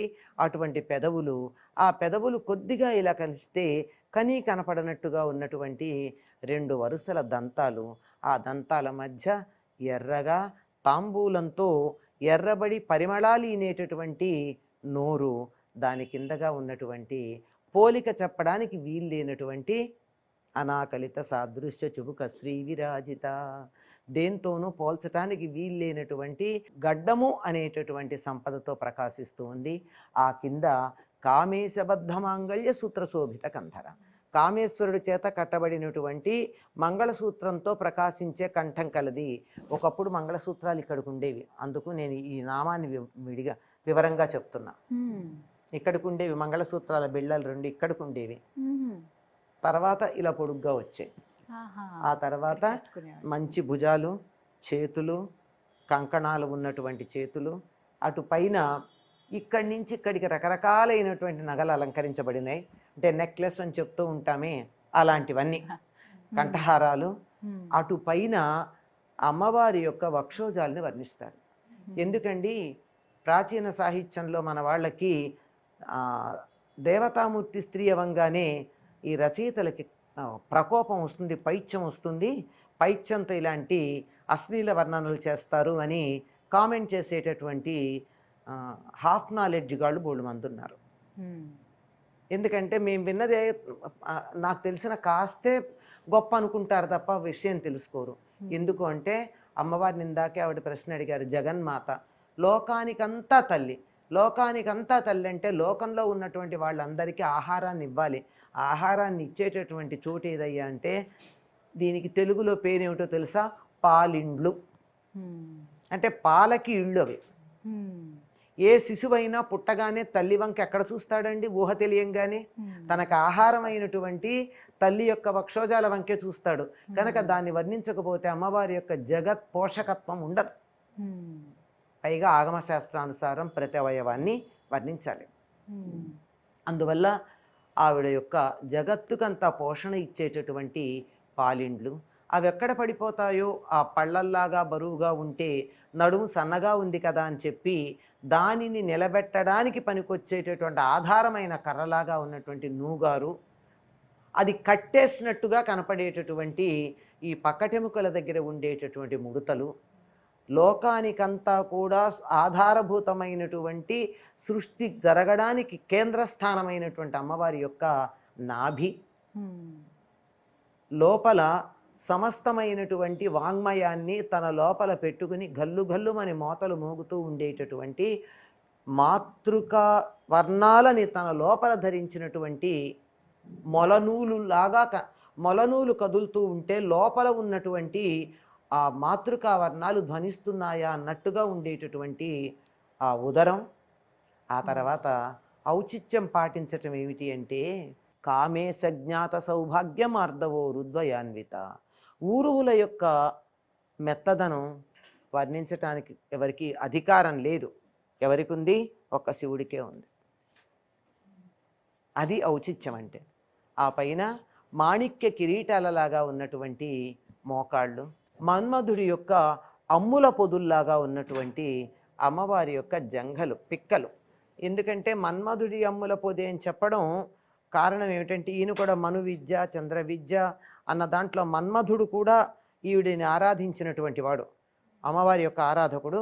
దానికి తోడు మన్మధుడుట అందంగా ఉంటాయని చెప్పి తన అమ్ముల పొదులకి ఆరుద్ర పురుగుల్ని అంటించుకుంటాట. అందంగా ఉంటాయి, మెత్తగా ఉంటాయి, ఎర్రగా ఉంటాయి, వెల్వెట్ లాగా బాగుంటాయి.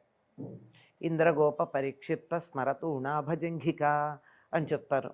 అంటే అటువంటి ఎర్రగా మెత్తగా వెల్వెట్ లాగా మెరిసిపోతూ ఉండేటటువంటి అమ్మవారి యొక్క పిక్కలు. ఆ పైన గూడగుల్ఫ, అమ్మవారి యొక్క చీలమండ కనపడకుండా ఉంటుంది. అంటే ఎంత సున్నితమైనటువంటి ఆకృతో చూడండి.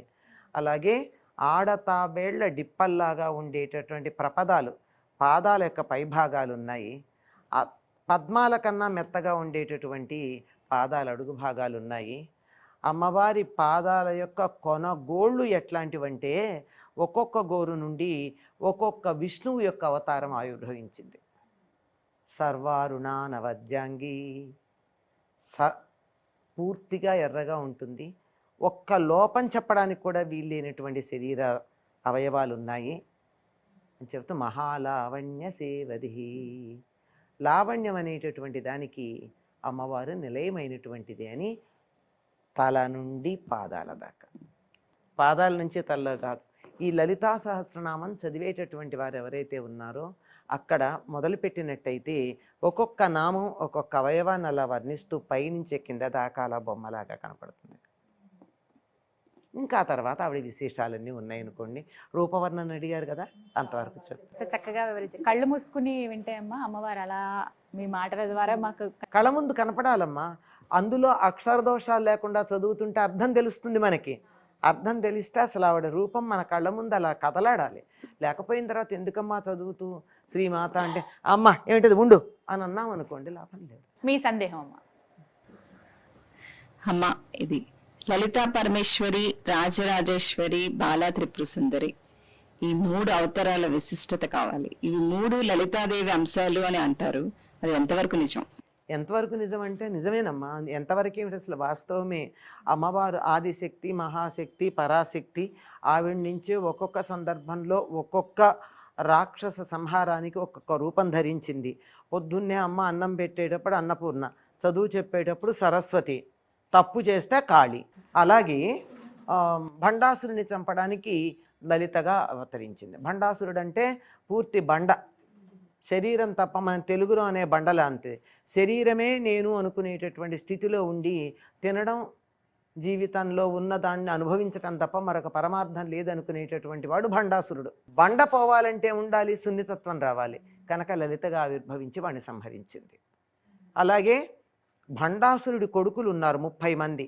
వాడు 30 మందిని పంపించాడు. ఎంత దుర్మార్గులంటే, నేను బతికుండాలి, నా కొడుకులు చచ్చినా పర్వాలేదు అనుకునేటటువంటి వాడు రాక్షసుడు కాక మరెవరు. వాడిని పంపిస్తే పిల్లలతో నేను యుద్ధం చేయడం దేనికి అనుకుంది అమ్మవారు. అందుకని తన అంశగా బాలని పంపించింది. ఆవిడ బాలా త్రిపుర సుందరి. ఆ అమ్మవారి యొక్క అవతారమే బాల.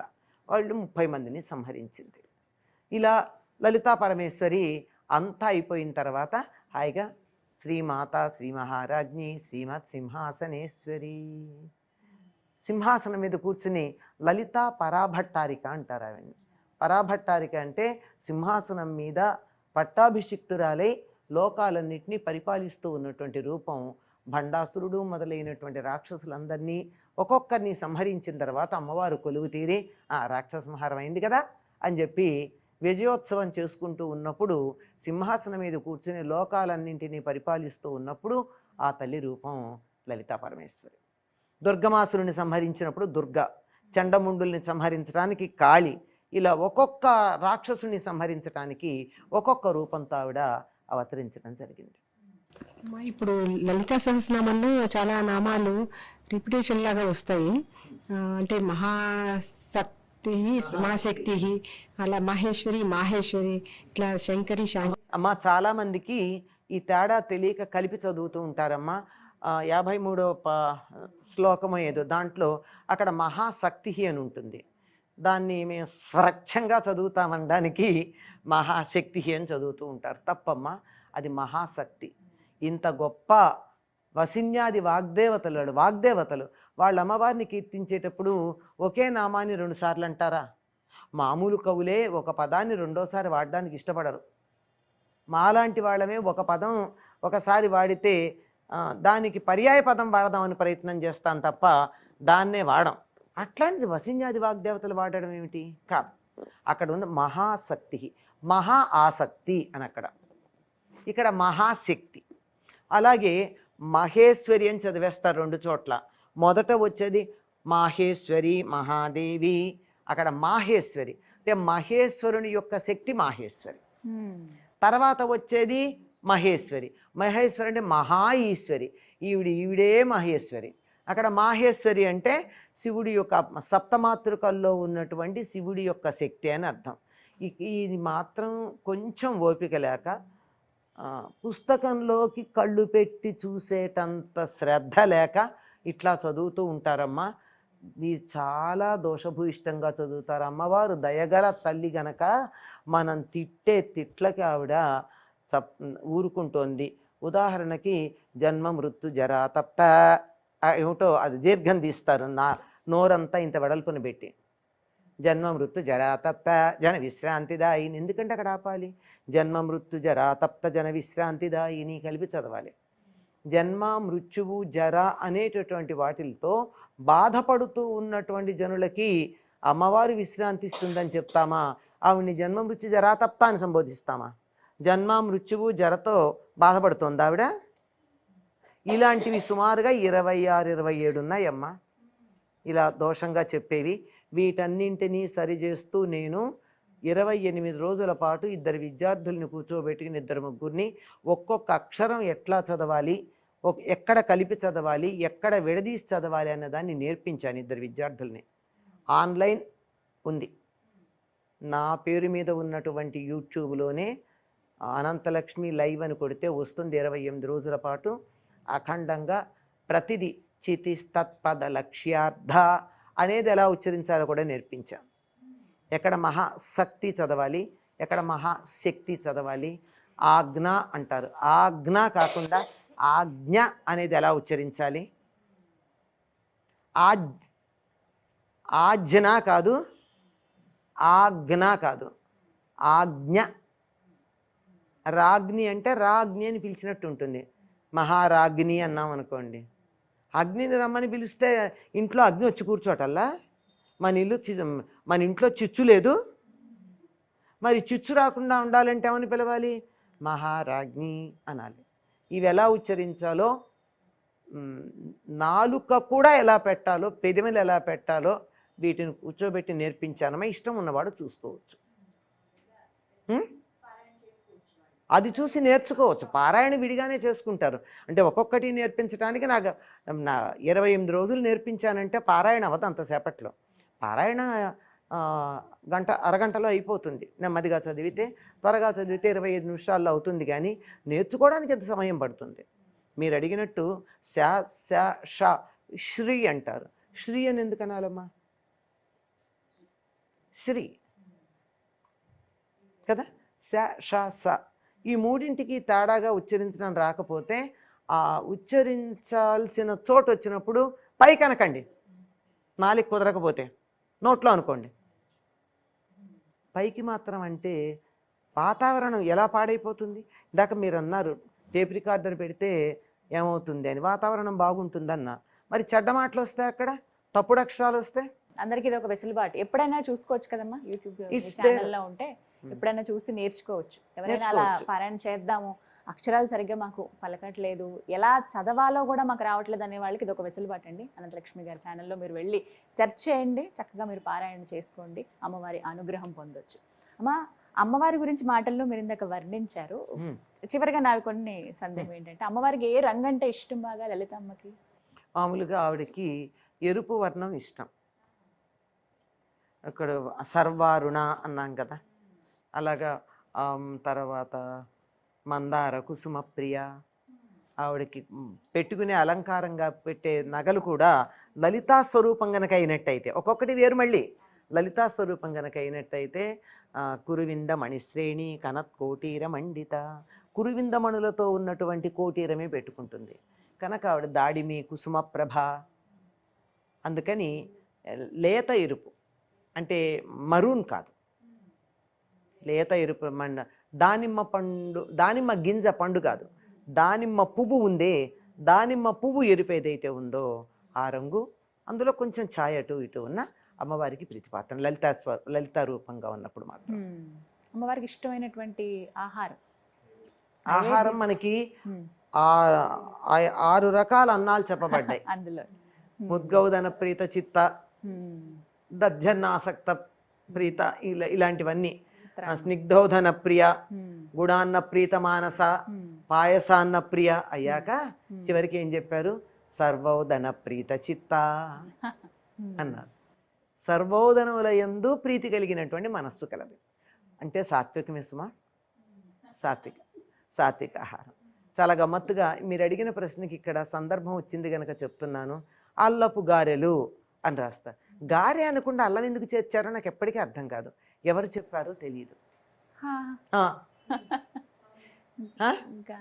నాకు తెలిసి ఎక్కడ ఈనాడు ఈ మధ్య కాలంలో ఈ టాబ్యులర్ ఫామ్ లో ఇచ్చి ఈవిడికి రంగు ఇష్టం, ఈ రోజు ఈ నైవేద్యం పెట్టండి అని చెప్పి చోట కనపడుతోంది. కానీ నేను చదివిన వరకు బ్రహ్మాండ పురాణంలో కానీ, మన లలిత బ్రహ్మాండ పురాణానికి సంబంధించింది దేవీ భాగవతంలో కానీ అటువంటి చోట అల్లంతో పెట్టిన గారెలు పెట్టమని ఎక్కడ లేదమ్మా. అవునా? కానీ నేను ఇది విన్నానమ్మా, అల్లపు గారెలు అమ్మవారికి.